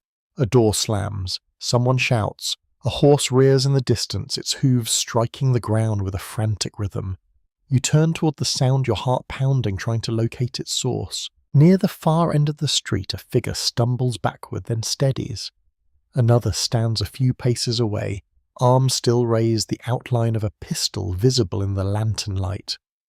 The distance blurs the details, but the tension is clear. People begin to gather, though not too close. Careful distance forms a ring of watchers who want to see but not be seen as part of it. You move closer, drawn by the same instinct, stopping at the edge of the forming crowd. The man who fired lowers his arm slowly. His posture is rigid, as if he is holding himself together by force. The other man stands still now, one hand pressed against his side, though you cannot tell how badly he is hurt. His face is tight, his breathing uneven. No one rushes in immediately. This hesitation is not indifference. It is calculation. Entering too soon can make things worse. The wrong word, the wrong movement, and the situation could shift again. The sheriff arrives quickly, pushing through the crowd with a presence that parts people without needing to shout. He steps between the two men, his voice firm but controlled. You cannot hear his exact words, but the tone is unmistakable. Authority measured and deliberate. The man with the pistol hesitates, then lowers it further. His shoulders drop slightly, the tension easing just enough to suggest that he is no longer on the edge of action. The sheriff speaks again, gesturing toward the weapon. After a moment, the man hands it over. The injured man leans against a post, breathing hard. Someone steps forward now, cautiously offering support. Another brings a cloth. The crowd shifts the circle, tightening slightly as the immediate danger passes. Gun violence in frontier towns has often been exaggerated in popular imagination with tales of constant duels and shootouts. While such incidents did occur, they were not as frequent as later stories suggest. Still, when they did happen, they left a strong impression, shaping the town's memory and reputation. You watch as the sheriff speaks to both men, his expression unreadable from where you stand. The situation is not resolved, but it is contained. The injured man is helped toward the boarding house, his steps slow but steady. The other is led toward the sheriff's office, not roughly, but with clear intent. The crowd begins to disperse, though not entirely. Small groups form, voices low, recounting what they saw, what they think they saw, what they believe must have happened. The story begins to take shape, even as the facts remain uncertain. A small, almost ironic detail crosses your mind. In some towns, people would later describe such events with increasing drama, each retelling, adding a layer of intensity. What begins as a single shot can become a full exchange by the time it reaches the printed page or the distant listener. You step back, letting the crowd thin around you. The night feels heavier now, the earlier sense of unease confirmed. This is the edge you sensed before, now made visible. You walk slowly toward the boarding house, the sounds of the town following you. The saloon resumes its rhythm, though slightly altered. The music continues, but softer. Conversations carry a new tone, more cautious, more aware. As you reach the porch, you pause, looking back once more. The sheriff's office is lit, its door open. Shadows move inside, figures passing back and forth. The stable stands quiet, its earlier tension now part of a larger pattern. You step inside the familiar hallway, greeting you with its muted sounds. The house feels different too, as if it has absorbed the events of the evening. Voices are lower, movements more careful. Upstairs, your room waits, unchanged but not untouched by what has happened.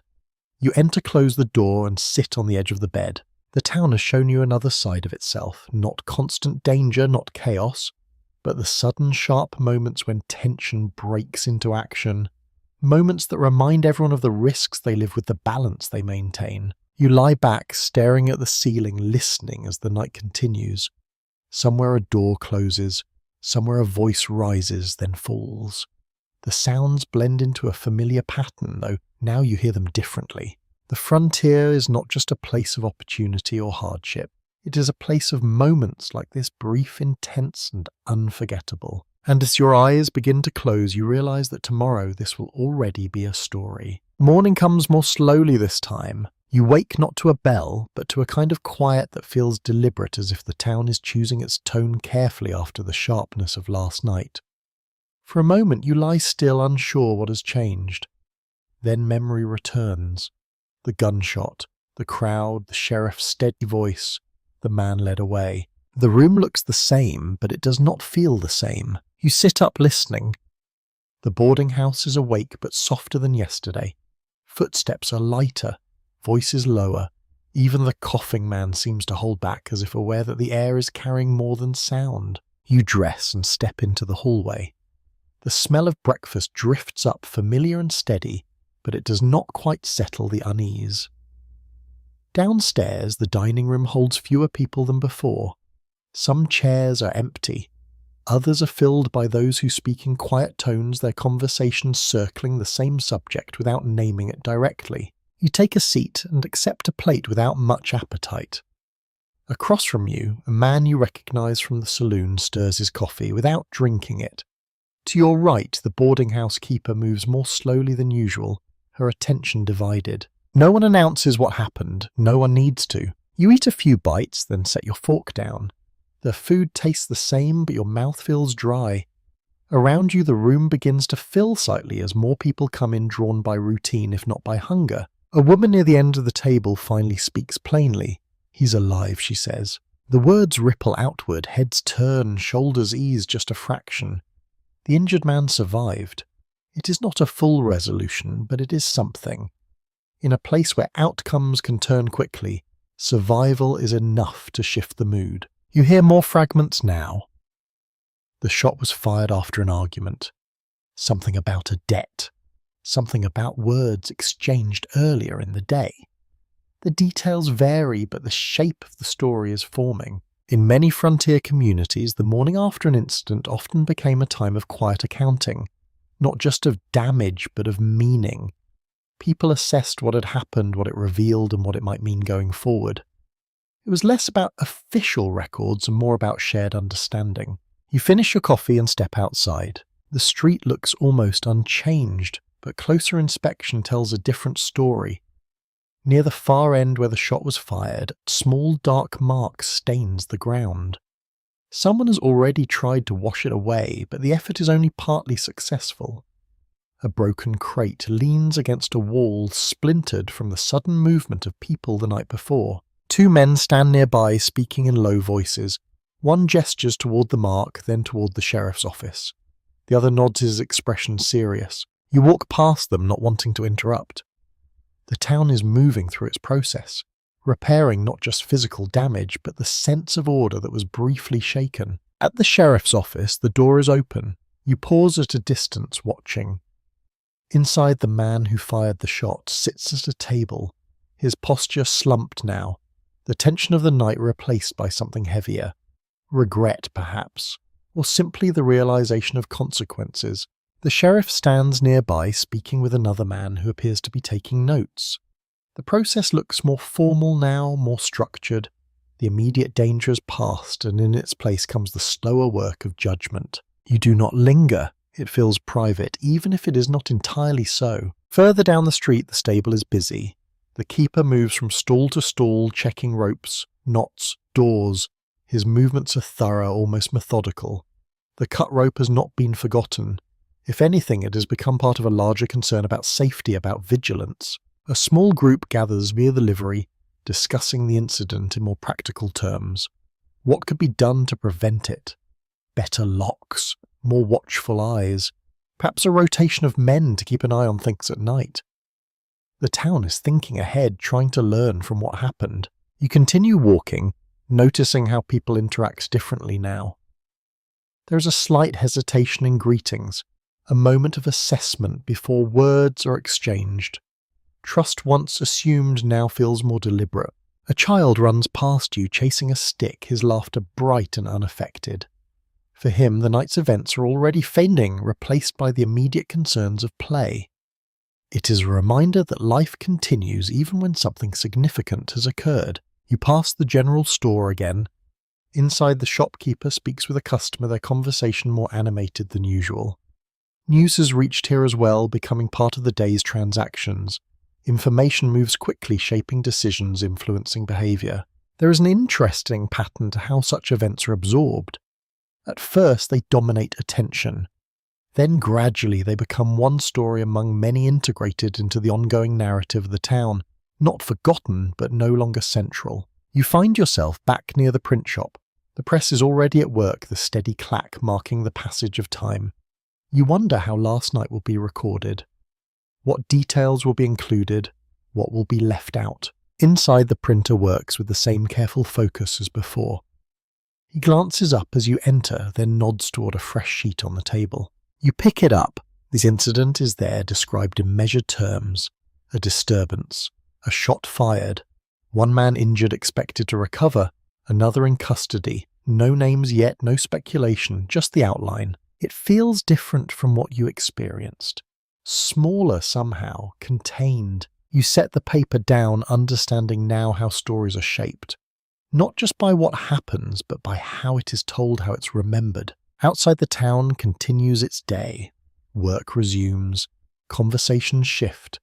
The sharp edge of the night begins to dull, though it does not disappear entirely. You walk back towards the boarding house, the morning stretching into afternoon.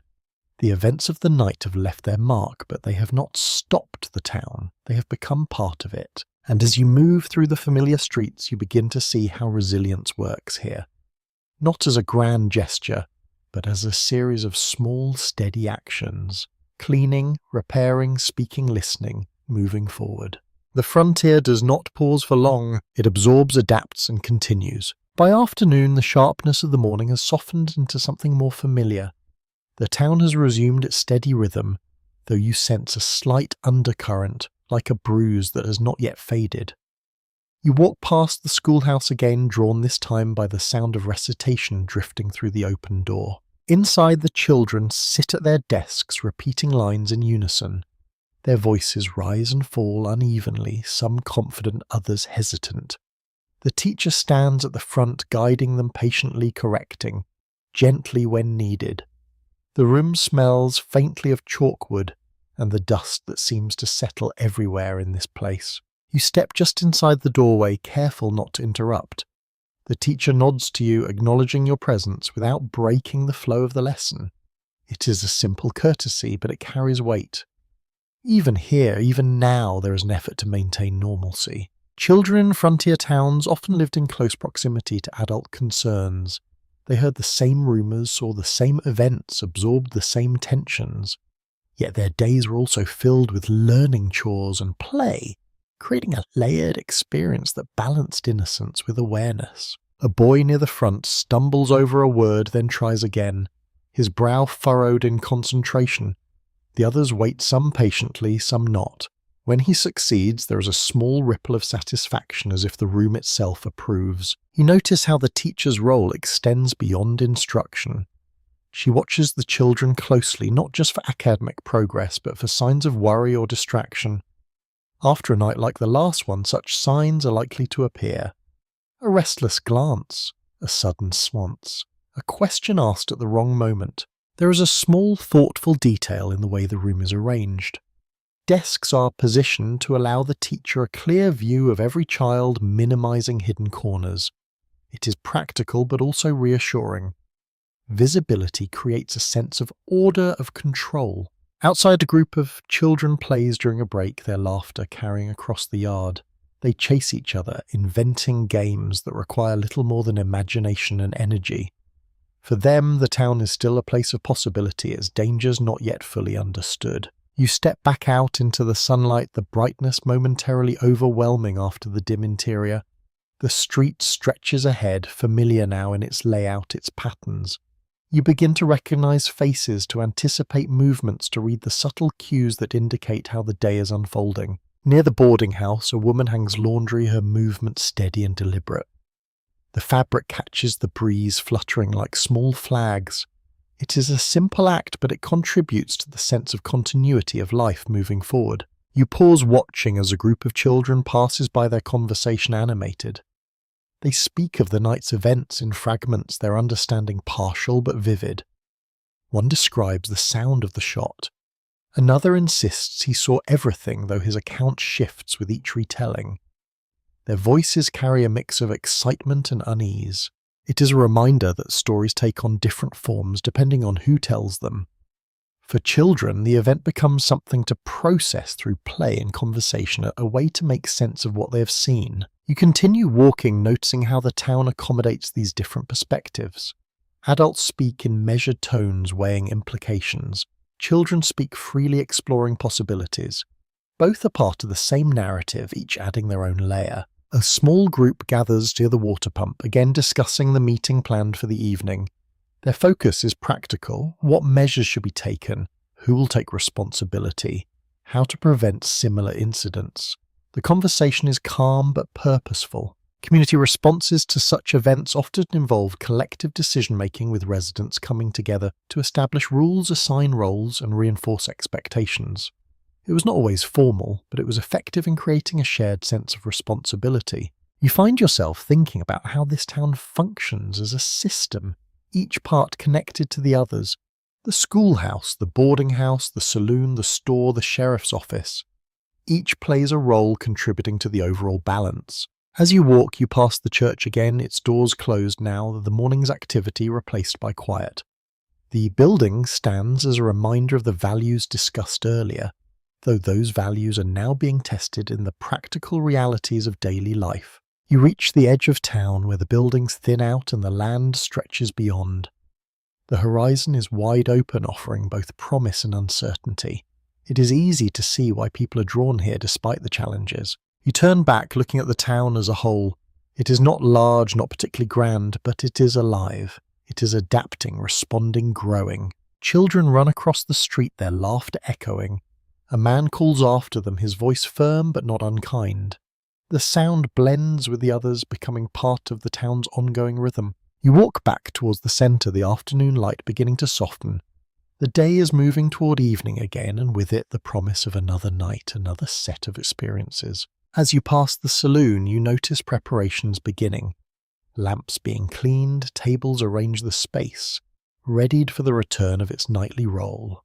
The cycle continues. You realize that this place, with all its complexities, is not defined by any single moment. It is shaped by the accumulation of many moments, each contributing to its character. And as you move through it, you become part of that process, observing, learning, adapting. The frontier town of 1870 is not just a setting.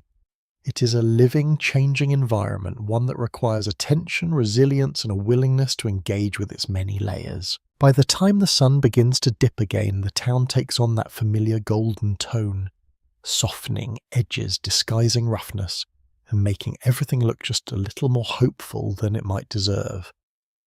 You walk slowly along the main street, noticing how the day's work is winding down. Tools are set aside, wagons are unloaded or secured. Voices carry less urgency, now replaced by something more reflective. You pause near the edge of town where the land opens wide, the horizon stretching in every direction.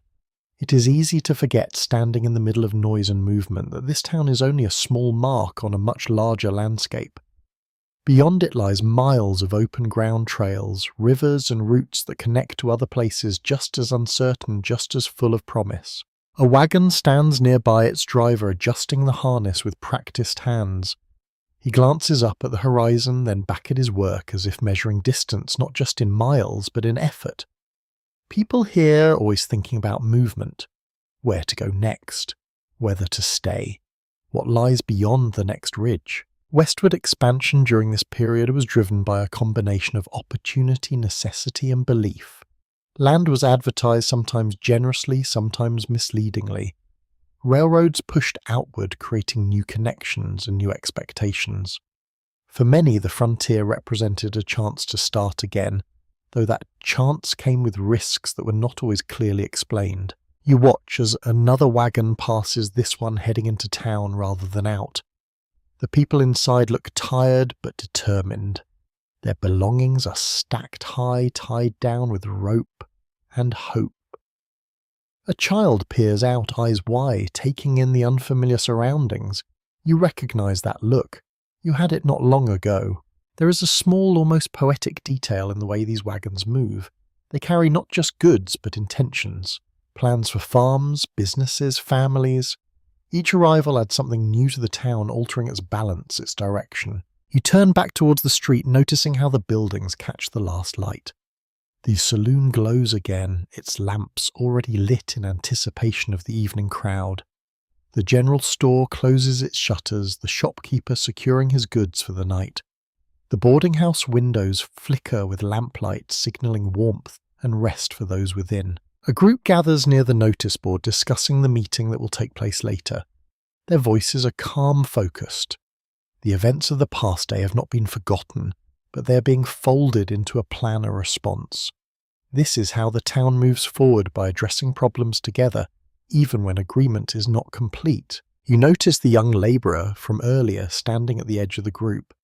He listens more than he speaks, his posture cautious but present.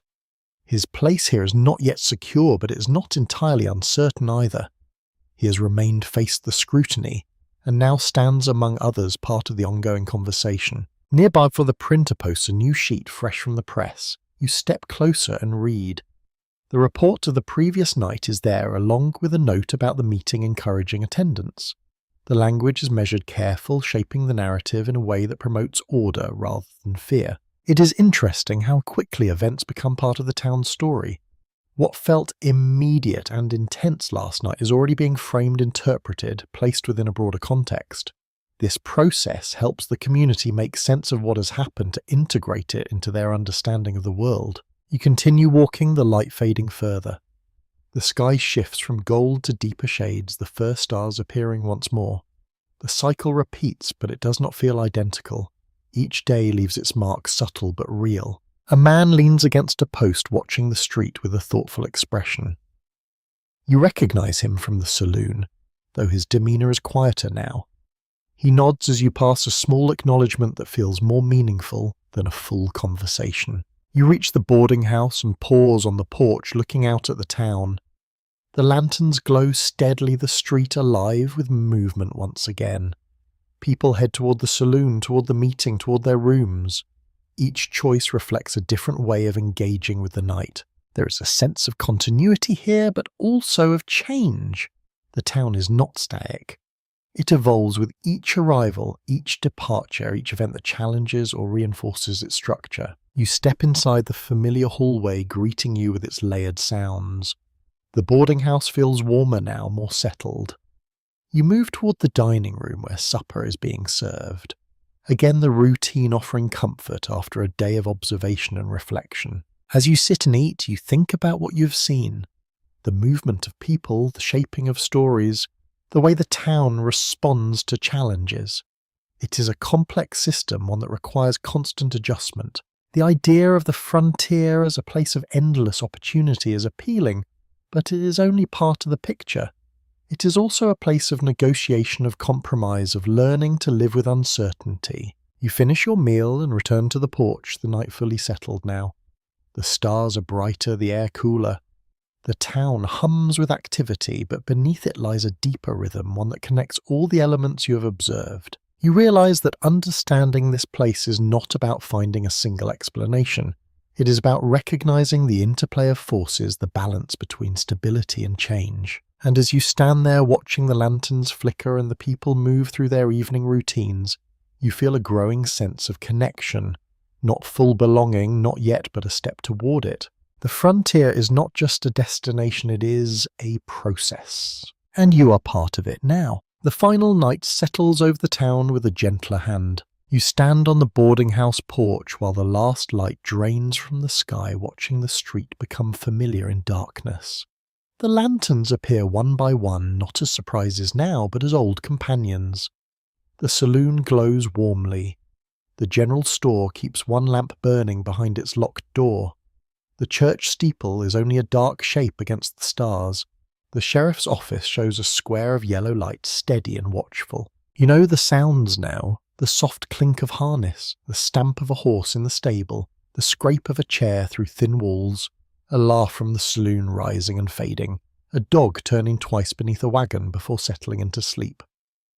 What frightened you on the first night has not vanished, but it has become readable.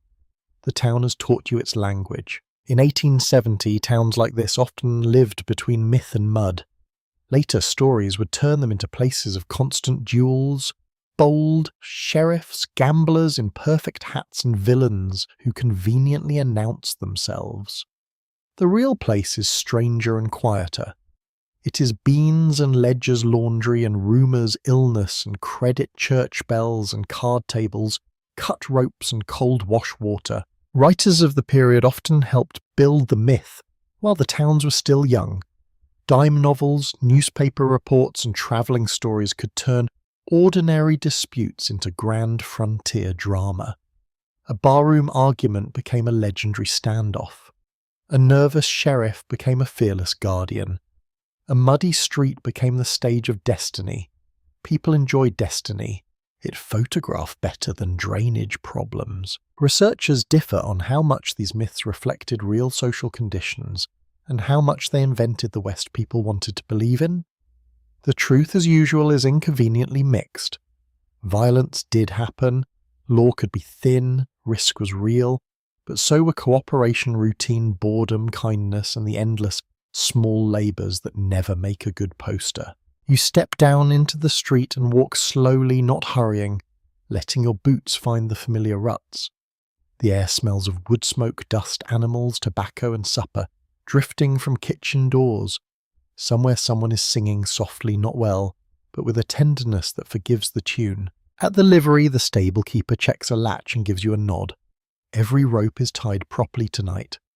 Inside, horses shift in their stalls, dark eyes reflecting lantern light. The cut rope has not been forgotten, but neither has it stopped the town.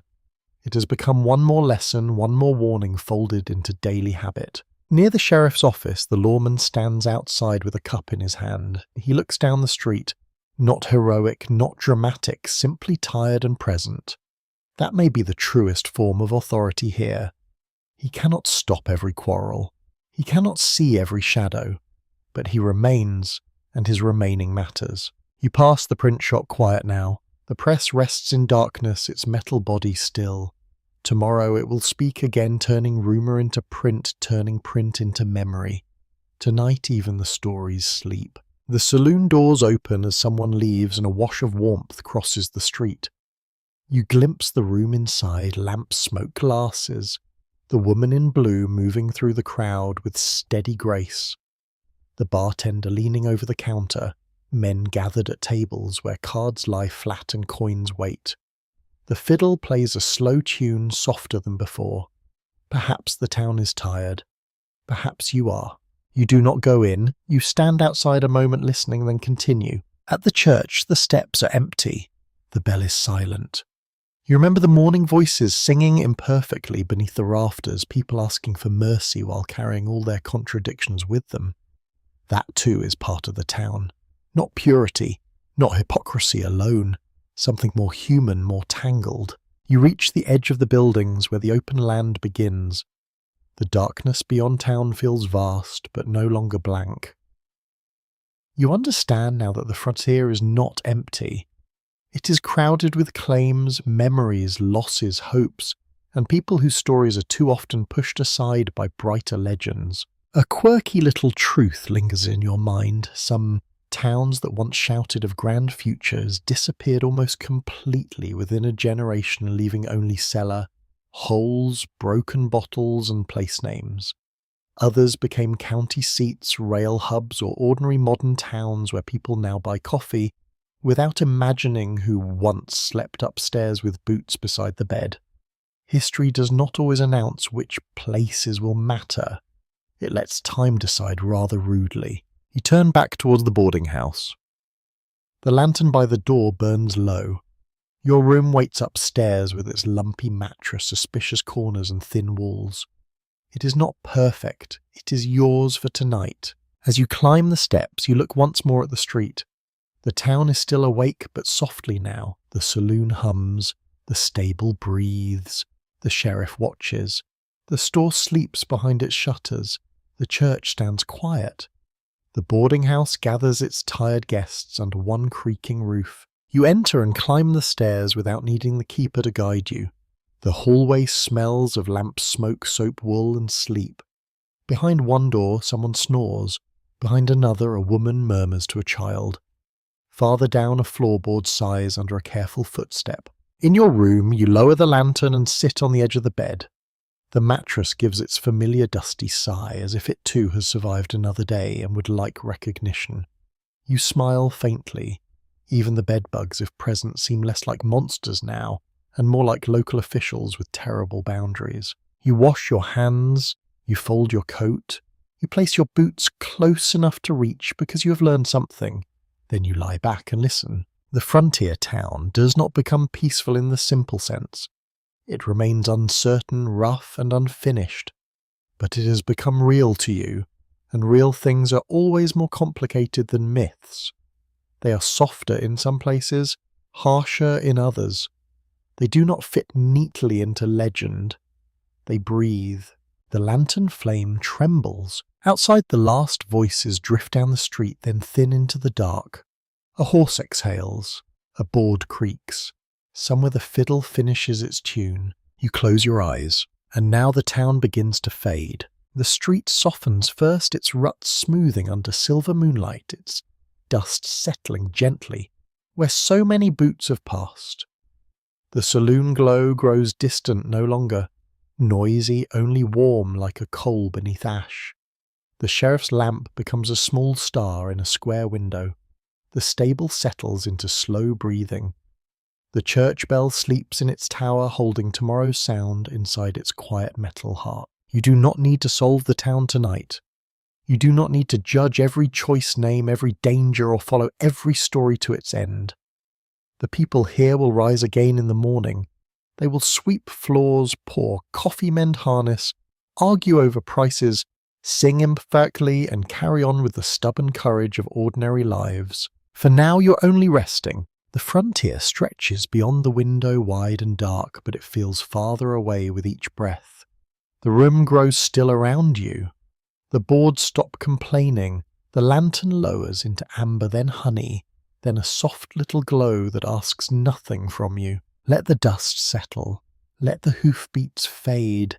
Let the old town keep its watch while you drift somewhere gentler, beyond smoke, beyond worry, beyond the last lantern burning low. Sleep comes quietly now like a hand closing around the night, and the frontier for once lets you go. Sweet dreams.